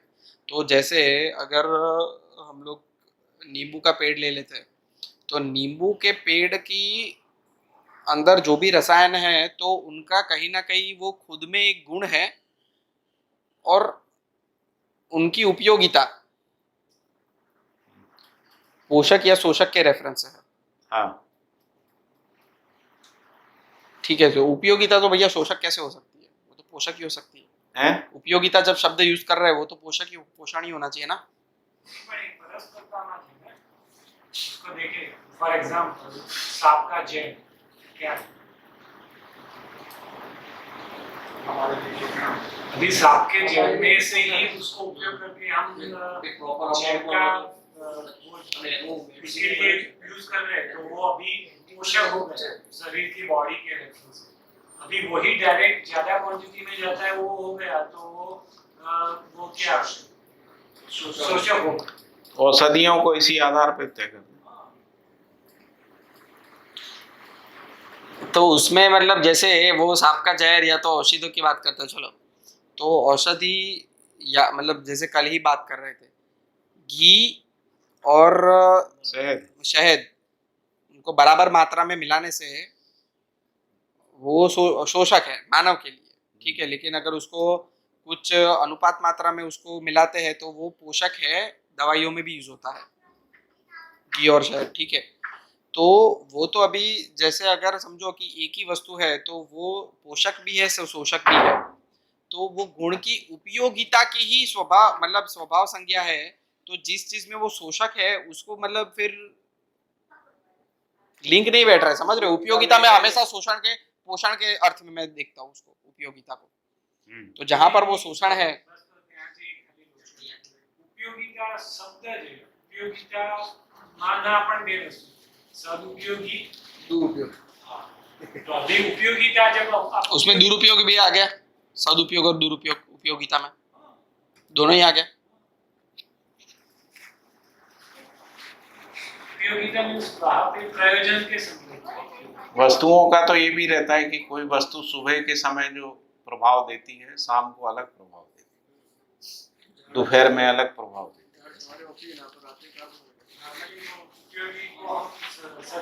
इसीलिए औषधियों का काल भी निश्चित करना पड़ता है, किस काल में कौन सा औषधि लेना, कितनी मात्रा में लेना, ये भी तय करना।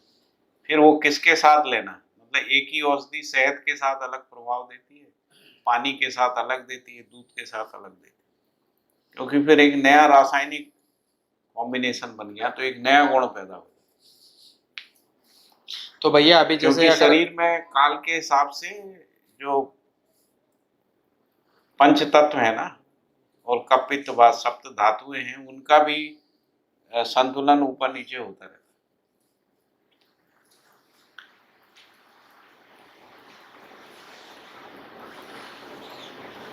है। जैसे पित्त का सीक्रेशन होता है एक समय के बाद, है ना। जैसे मान लो आपका खाने का समय नियत है, यदि उस निश्चित समय पे आप भोजन नहीं करेंगे तो पैंक्रियाज सीक्रेशन कर देगी, है ना, पित्त का, तो आपके अंदर एसिडिटी बढ़ जाएगी। आपने अभी कुछ नहीं खाया है तो भी एसिडिटी बढ़ जाएगी। तो इसलिए देश काल दिशा भी जरूरी है। इसीलिए तो कहा कि वस्तुगत सत्य के साथ वस्तु स्थिति सत्य भी, देश काल दिशा, इसका भी समझ होना जरूरी है।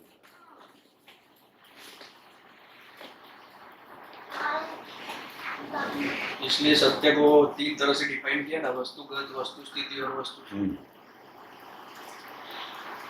तो उस रेफरेंस से अगर देखेंगे, अवस्थाओं के रूप गुण स्वभाव धर्म की बात कर रहे हैं। ये सभी अवस्थाएं जो है, जैसे पदार्थावस्था, प्राणावस्था, उसमें नींबू एक, उसमें से एक इकाई है प्राणावस्था, ठीक है। अभी पूरी जो प्राणावस्था है उसके स्वभाव धर्म की बात हो रही। हाँ ठीक है। अभी जैसे ज्ञान अवस्था की बात करते हैं तो उसमें धीरता, वीरता, उदारता, दया, कृपा, करुणा है, स्वभाव है, ठीक है। तो जैसे मानव की अगर उपयोगिता की बात करें कि गुणों की उपयोगिता ही स्वभाव है, तो ये तो उपयोगी है, धीरता, वीरता, उदारता, दया, कृपा, करुणा, तो वो तो ठीक है, ठीक है। उसकी मौलिकता क्या है? तो धीरता, वीरता, उदारता, दया, कृपा, करुणा। जैसे जीवावस्था की बात करें तो क्रूर, अक्रूर है, तो उसमें समझो कि वो उसकी मौलिकता है और उसके गुणों की उपयोगिता, मतलब अक्रूर भी एक तरीके से उपयोगी है, दुरुपयोगी नहीं है। संतुलन को बनाए रखने, संतुलन को बनाए रखने के लिए उपयोगी है, दुरुपयोगी नहीं है। यदि मान लीजिए सारे शाकाहारी जीव हो जाते तो पूरी वनस्पति संसार को खा लेते, तो उसको नियंत्रित करने के अर्थ में। और इसीलिए ज्यादा मांसाहारी हो जाते तो सब शाकाहारी जीवों को खा लेते, इसलिए मांसाहारी में फर्टिलिटी रेट कम होता है नैसर्गिक रूप से, संतुलन को बनाए रखने के। शाकाहारी जीव जो है उनमें फर्टिलिटी रेट ज्यादा होता है, मांसाहारियों में कम रहता है। इसलिए जो मांसाहारी नेचुरल विधि से या अस्तित्वीय व्यवस्था में उनका फर्टिलिटी रेट कम रहता है। वो संतुलन और ये अवस्था जो है ये सहअस्तित्व को प्रमाणित करने के अर्थ में बनी रहती है, उनका संतुलन बना रहता है। इसीलिए जब भी असंतुलन होता है तो चिंता बढ़ती है।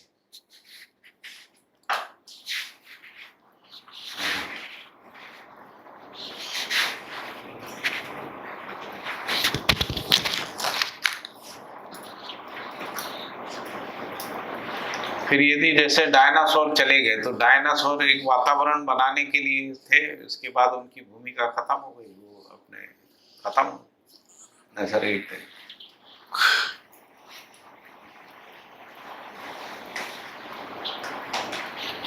तो जो भी विज्ञान है ना उसको निरंतरता के अर्थ में देखेंगे तभी समझ में आता, नहीं तो समझ में नहीं आएगा। हम लोग टुकड़े में देखने का, अब नींबू में देख रहे हैं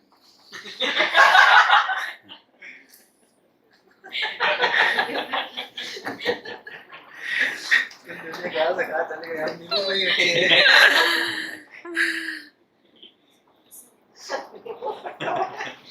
तो चारों अवस्थाओं की सृष्टि की बात चल रही है ना, चारों अवस्थाओं। तो जो भी जीवावस्था है उसकी अपनी एक उपयोगिता है। क्या उपयोगिता है? तो वो तो संतुलन बनाए रखने के लिए क्रूर अक्रूर, वो तो संतुलन परफेक्ट बनाए है। रखने और अग्रिम विकास के अर्थ में। अग्रिम विकास। अग्रिम विकास में यानी जो समवादी, जो उद्भववादी जो बात है, उद्भव, वो गुण भी है उसमें, उनका स्वभाव भी, स्वभाव संतुलन बनाने का। मानव में भी ऐसे ही।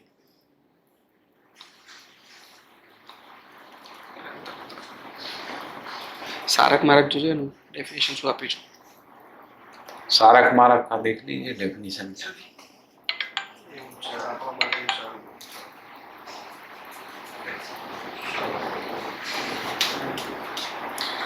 प्राण पोषक वनस्पति की सारक और प्राण शोषक वनस्पति की मारक संज्ञा है। प्राण पोषक वनस्पति, सारक में भैया प्राण पोषक वनस्पति एवं तत्व है। सारक में प्राण पोषक वनस्पति एवं तत्व, मतलब जो भी वनस्पति के लिए प्राण मतलब पोषक है उसको सारक, और मारक उसका। एक मिनट। हाँ क्या है?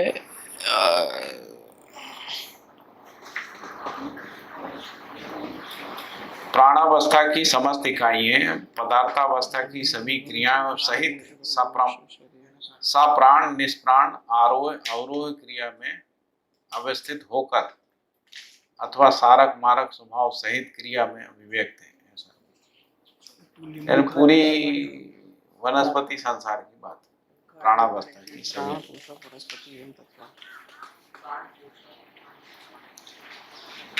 बराबर है ना? अरे મારક શું છે? લીંબુ ખાય તો એસિડિટી થઈ જાય તો એ મારક, એ તારા પ્રાણના શોષણ માટે શોષણ.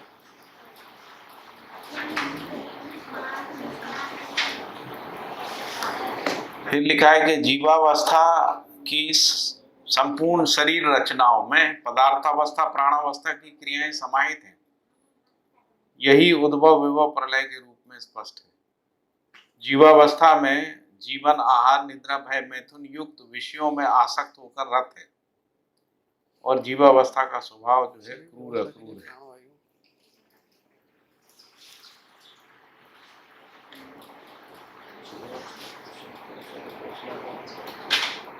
आगे चलें कि रोकना है? नहीं आगे चलते।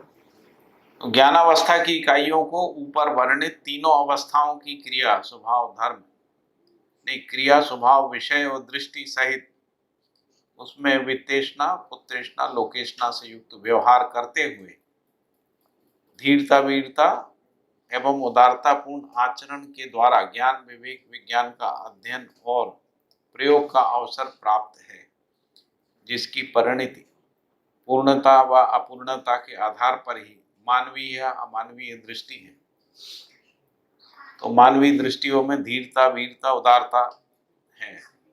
न्याय में न्याय के प्रति निष्ठा और दृढ़ता धीरता है। न्याय के प्रति दृढ़ता और निष्ठा जो है वो धीरता है।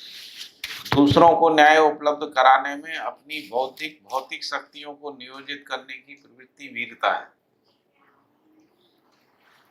उदारता अपनी सुख सुविधा को अर्थात तन मन धन को प्रसन्नता पूर्वक दूसरों के लिए उपयोग सदुपयोग विधि से नियोजित करने की प्रवृत्ति उदारता है। सदुपयोगता विधि है।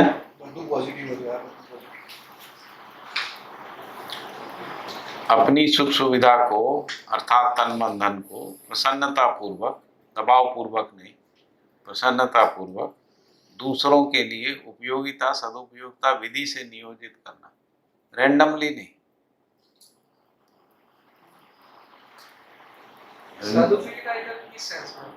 संपूर्णता व्यवस्थित होकर से हैं? अथवा क्या चीज? उदारता से उपयोगिता के लिए सदुपयोगिता क्यों यूज किया है वो पूछ रहे हैं। हाँ, संपूर्णता के अर्थ में जो उपयोगिता है वही सदुपयोग, उसके लिए सदुपयोग। और वो भी विधि पूर्वक। यदि विधि पूर्वक नहीं होता है तो नहीं होता, फिर वो अहंकार को जन्म देगा। यदि विधि पूर्वक सदुपयोग नहीं है तो वो अहंकार को, जो आदमी उसको विधि बिना, विधि विहित विधि से और विधि विहीन विधि से यदि ग्रहण करेगा, उसमें हीनता आ जाएगी। जैसे आपका सहयोग यदि विधि विहीन विधि से मैंने स्वीकार किया तो मेरे अंदर हीनता आ जाएगी, आपके अंदर अहंकार आ जाएगा। देने वाले के अंदर अहंकार, लेने वाले के अंदर हीनता। तो विधि सम्मत विधि से होगा, तो विधि सम्मत विधि या विधि विहित विधि ही न्याय है, तभी वो सदुपयोगिता विधि शब्द का उपयोग है।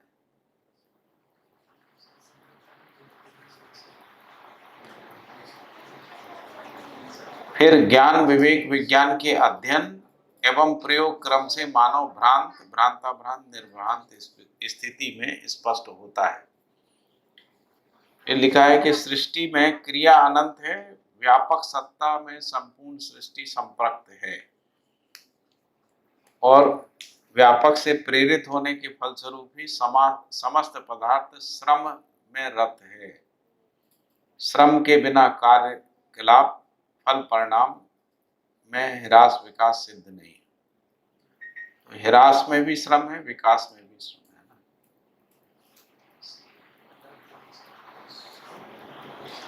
भैया इसमें जो ऊपर वाला बल संपन्नता के रूप में ही श्रम है। ऊपर में जो उदारता वाला था उसमें ऐसा लिखा है कि अपनी सुख सुविधा या तन मन का प्रसन्नता पूर्वक दूसरों के लिए उपयोगिता सदुपयोगिता विधि से। ओके, तो उसका मीनिंग सदुपयोग से सास तब सदुपयोग में दोनों में ओके मीन्स उपयोगिता सदुपयोगिता विधि से नियोजित करने की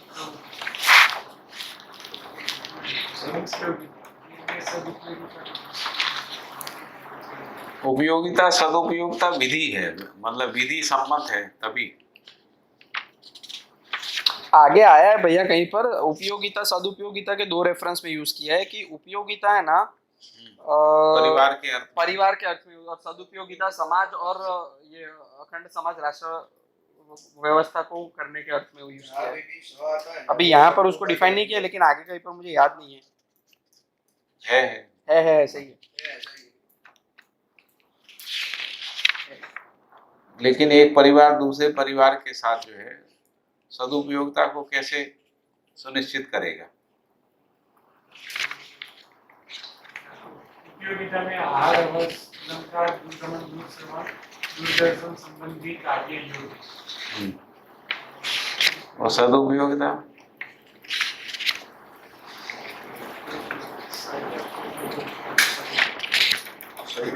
में समाज गति में समाज तन गति मन धन रूपी अर्थ का मानवीय संबंध एवं मूल्यों में से के लिए अर्पण समर्पण के।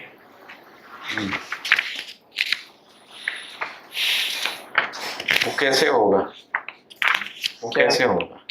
ये उपयोगिता हुआ तो वो दिखता है कि अभी वो जो शरीर संबंधी एक्टिविटी अभी जो आहार अलंकार दूरगमन वो उपयोगिता होगी। और जो जीवन मूल्य लक्षी जो भी हम जो क्रिया जो समझाने का काम करते हैं, सदुपयोगिता के संबंध में। दोनों में सदुपयोग। यदि हम अपनी समृद्धि को भी समाज के अर्थ में करते हैं तो वो भी सदुपयोगिता है। समझदारी को करते हैं वो भी सदुपयोग। समझदारी भी यदि विधि सम्मत विधि से होती है तब वो अहंकार भाव से मुक्त करती है और हीनता के भाव से मुक्त करती है। वो व्यवस्था के अर्थ में हो जाता है सदुपयोगिता। बिल्डिंग बना है लेकिन वो बिल्डिंग इसके रेफरेंस में बना है, तो इसीलिए आई थिंक उपयोगिता सदुपयोगिता विधि से उसमें जो अल्टीमेटली एम है वो मानवीय लक्ष्य में संबंधों का निर्वाह हो जाए, उसके रेफरेंस में है। तो वो उदाहरण तो भैया जैसे बोला कि शरीर संबंधी जो भी है उसको उपयोगिता ही बोलेंगे। अगर किसी को खाना नहीं मिल रहा है और हम उसको प्रोवाइड कर रहे हैं तो वो उपयोगिता ही बोलेंगे। परिवार सीमा में, परिवार सीमा में जैसे मान लीजिए परिवार, जो हमारा परिवार है उसकी सीमा में, और फिर यदि परिवार समूह परिवार बन गया तो परिवार समूह परिवार की सीमा में जो होगा वहाँ वो परिवार समूह में उपयोगिता। फिर ग्राम परिवार हो गया तो ग्राम परिवार में सदुपयोगिता। लेकिन जब ग्राम किसी दूसरे ग्राम के साथ करेगा वो सदुपयोगिता। जब परिवार समूह दूसरे परिवार समूह के साथ करेगा तब सदुपयोग। जब परिवार एक परिवार दूसरे परिवार के साथ करेगा तब सदुपयोग। स्वयं में उपयोगिता। इसमें तो वैसा नहीं हो जाएगा कि एक्चुअली सपोज अभी खाना दिया उन्होंने बोला कि घर में दिया या बाहर दिया, लेकिन उसको भी अल्टीमेटली जो हमारा मानव लक्ष्य है। दिया का क्या मतलब? दिया क्या होता है? मतलब प्रोवाइड किया उनको कि खाना नहीं, प्रोवाइड किया का मतलब क्या है? खिलाया क्या खिलाया? आप पास आया कहाँ से? जो था हैं? हमारे पास ज्यादा किसने खिलाया? नहीं वो हमने तो नहीं खिलाया। हमने नहीं। मतलब इसमें डेफिनेशन में भैया हम ऐसा समझे कि अगर आहार आवास अलंकार दूध गमन दूध सेवन दूध दर्शन के रेफरेंस में कुछ भी हो रहा है तो नहीं, पहले तो ये समझिए कि जो संपत्ति है वो परिवार का स्वत्व है या व्यक्ति का स्वत्व? व्यक्ति का होगा तो हम कहेंगे हमने दिया, हमने खिलाया। परिवार ने दिया, परिवार ने खिलाया, ऐसा होगा। अब परिवार ने यदि किसी को दिया तो व्यक्ति ने तय किया या परिवार ने तय किया? यदि परिवार ने तय किया तभी वो उपयोग सदुपयोग है। व्यक्ति ने तय किया वो मनमानी है ना। आपने परिवार से पूछे बिना सोफा उठाया पड़ोसी को दे दिया।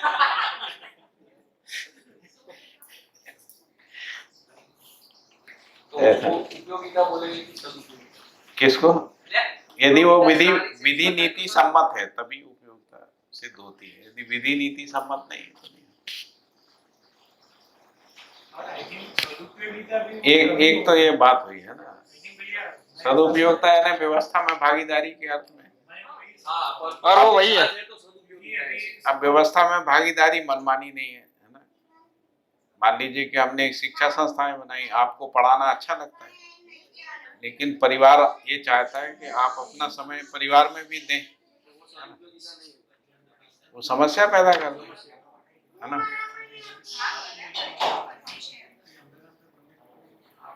तो इसीलिए विधि व्यवस्था पूर्वक है। विधि व्यवस्था पूर्वक अपनी बौद्धिक शक्तियों का नियोजन, है ना, वही सदुपयोगिता है। यदि विधि व्यवस्था को छोड़ के करते हैं तो मनमानी है। मनमानी जो विधि है वो व्यक्तिवादिता है।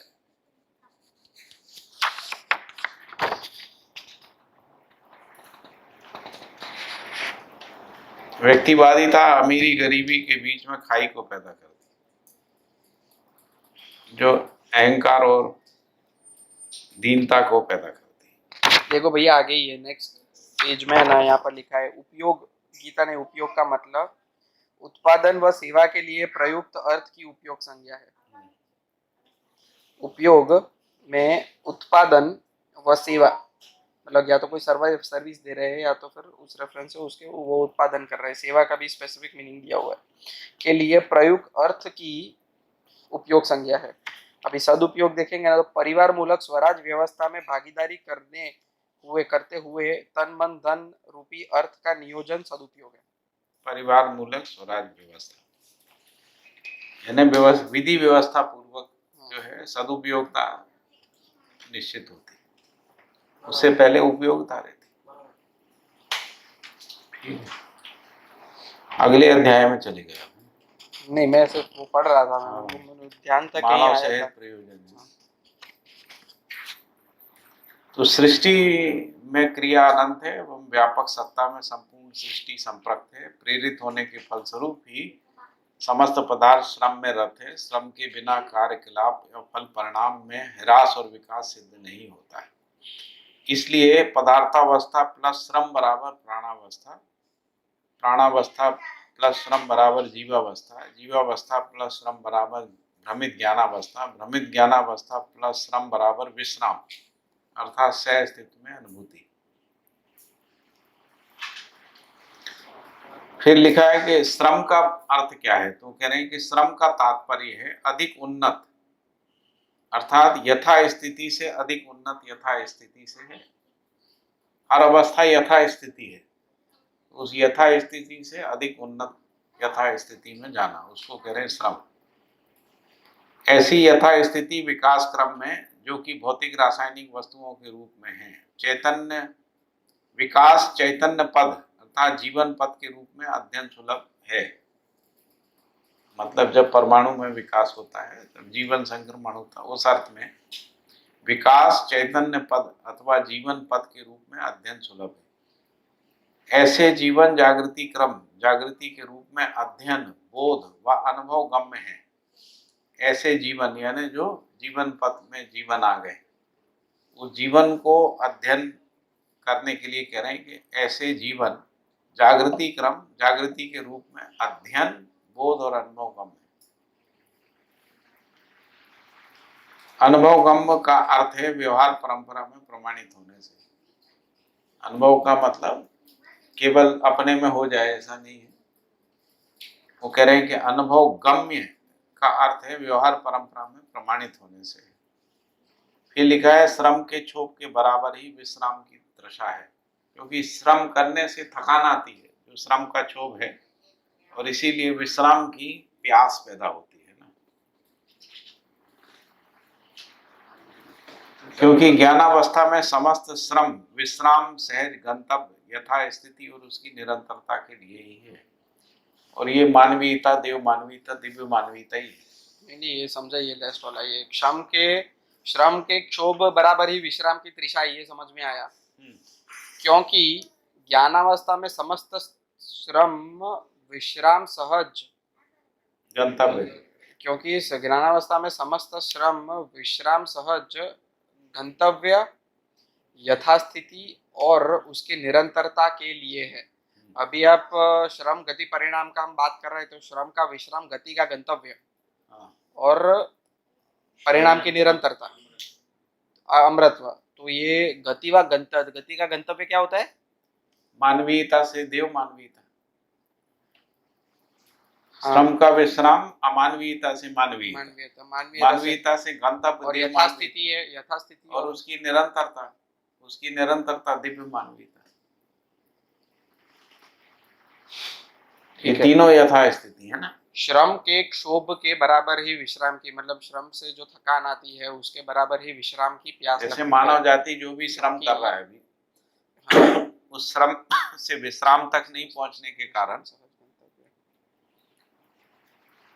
है ना, उसमें क्षोभ पैदा हुआ, फ्रस्ट्रेशन जिसको कह रहे हैं ना, थकान आदि। समस्त श्रम जितना थकान आएगी उतना विश्राम की ओर गति, विश्राम सहज गंतव्य यथास्थिति और उसकी निरंतरता के लिए है। ठीक है, तो विश्राम जीव चेतना से मानव चेतना में ही विश्राम है। विश्राम का मतलब मानवीयता, क्योंकि मानवीयता की स्थापना के बिना इस पृथ्वी पे मानव परंपरा में विश्राम नहीं है। जब तक विश्राम नहीं तब तक श्रम है। विश्राम के बाद उसका गंतव्य देव मानवीयता है, फिर देव मानवीयता से दिव्य मानवीयता, उसकी निरंतरता है जिसको अपन आचरण पूर्णता कह रहे हैं ना, क्रिया पूर्णता आचरण पूर्णता। भैया और ये यथा स्थिति क्यों कह रहे हैं? क्योंकि संक्रमण हो गया है, उसके बाद वापस नहीं जा सकते ना, इसलिए जो भी स्थिति, मतलब जैसे विकास एक यथास्थिति है, हाँ, फिर क्रिया पूर्णता हो गई, फिर आचरण पूर्णता, वो भी यथास्थिति है। पदार्थावस्था भी यथास्थिति है। तो एक यथास्थिति से दूसरी यथास्थिति यानी प्राणावस्था में आ गए, तो एक यथास्थिति से दूसरी यथास्थिति में। प्राणावस्था से तो भैया पदार्थ अवस्था में तो जा सकते हैं ना। हाँ, तो प्राणावस्था से वापस जाएंगे तो वो पुनः एक यथास्थिति में आ जाएंगे। उसी को चक्र करें, प्राणपद चक्र। पेड़ पौधे सड़ के मट्टी बन जाते हैं। तो फिर यथास्थिति का मतलब क्या है फिर?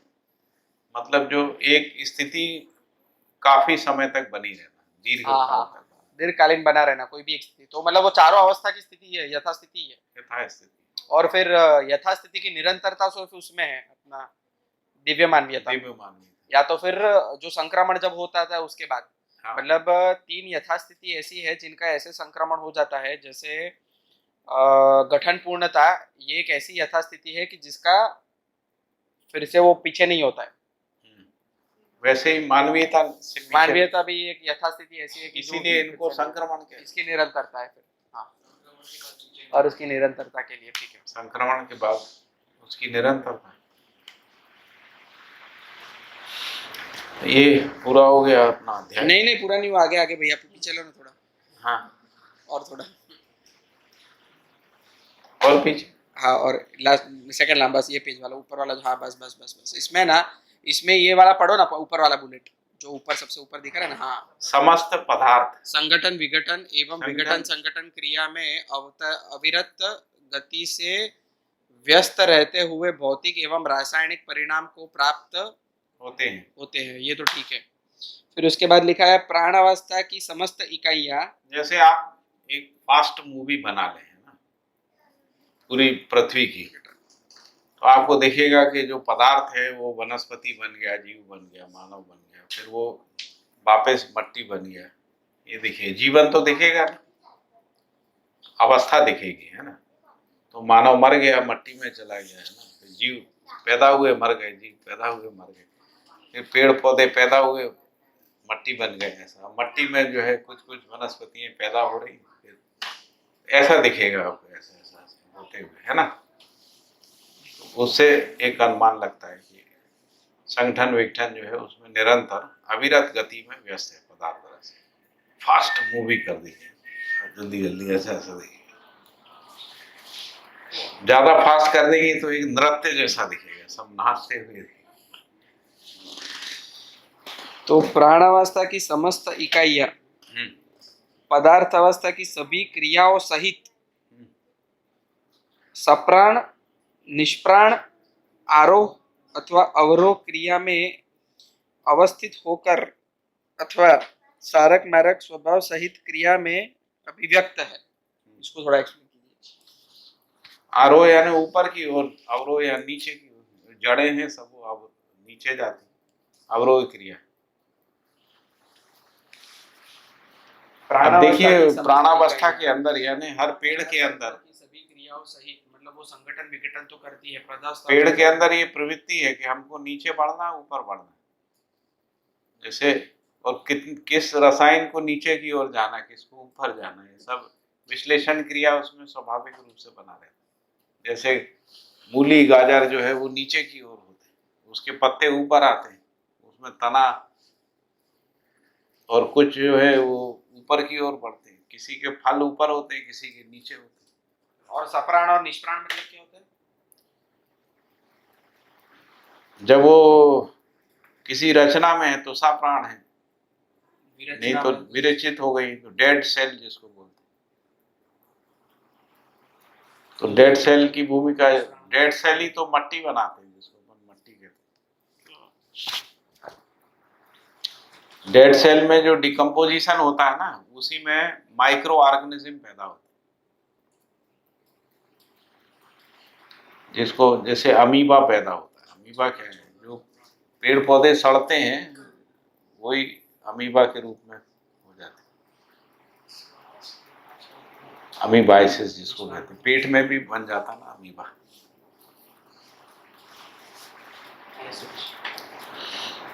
मानव शरीर में सारी प्राण कोशिकाएं 6 साल में बदल जाती। शरीर के सभी एक एक अंग की, मतलब हार्ट जो है ना, वो निरंतर बनता ही रहता है। 6 साल में नया हार्ट हो जाता है, हर 6 साल में। यानी कुछ प्राण कोशिकाएं डिकम्पोज होती रहती, बनते, यानी एक लाइफ टाइम में 6-7 बार पूरा हार्ट जो है वो बदल जाता है। ये बदलने का प्रक्रिया स्लो हो जाता है, उसी को एजिंग कहते हैं।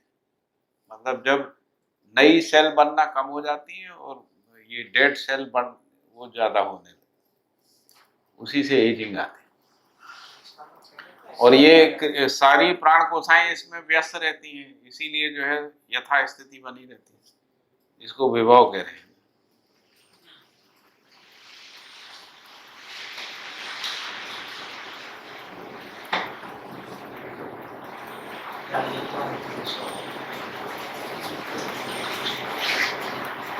कितना अद्भुत है ना शरीर, और शरीर को बनाए रखने वाली जो प्राण कोशिका है उसमें कितनी सारी क्षमता है ना। हाँ, कितनी सारी अनंत क्रियाओं के योग फल में शरीर है। और इन सब का सप्राण मतलब भैया जो सांस लेने वाली क्रिया है ना, स्पंदनशील, उसको सप्राण कह रहे हैं। और निष्प्राण निष्प्राण को डिफाइन नहीं किया, लेकिन मैं ऐसा ही समझ रहा हूँ कि वो उसका डिकम्पोजिशन जैसे जब वो मतलब प्राण- जिसमें श्वसन है, हाँ, यदि श्वसन बंद हो श्वसन जाता का है। क्रिया है तो ही वो प्राण कोशिका है, यदि श्वसन का क्रिया बंद हो गया तो निष्प्राण। डेड सेल जिसको बोल रहे हैं, Dead dead cell, cell dead का मतलब जिसमें श्वसन बंद हो गया वो हाँ, तो निष्प्राण। पदार्थ अवस्था की सभी क्रियाओं सहित, मतलब जैसे सप्राण और निष्प्राण और ऊपर और नीचे आरोह और अवरोह क्रिया में अवस्थित होकर अथवा सारक मारक स्वभाव सहित क्रिया में अभिव्यक्त है। प्राण पोषक वनस्पति की सारक संज्ञा है, प्राण शोषक वनस्पति की मारक संज्ञा है।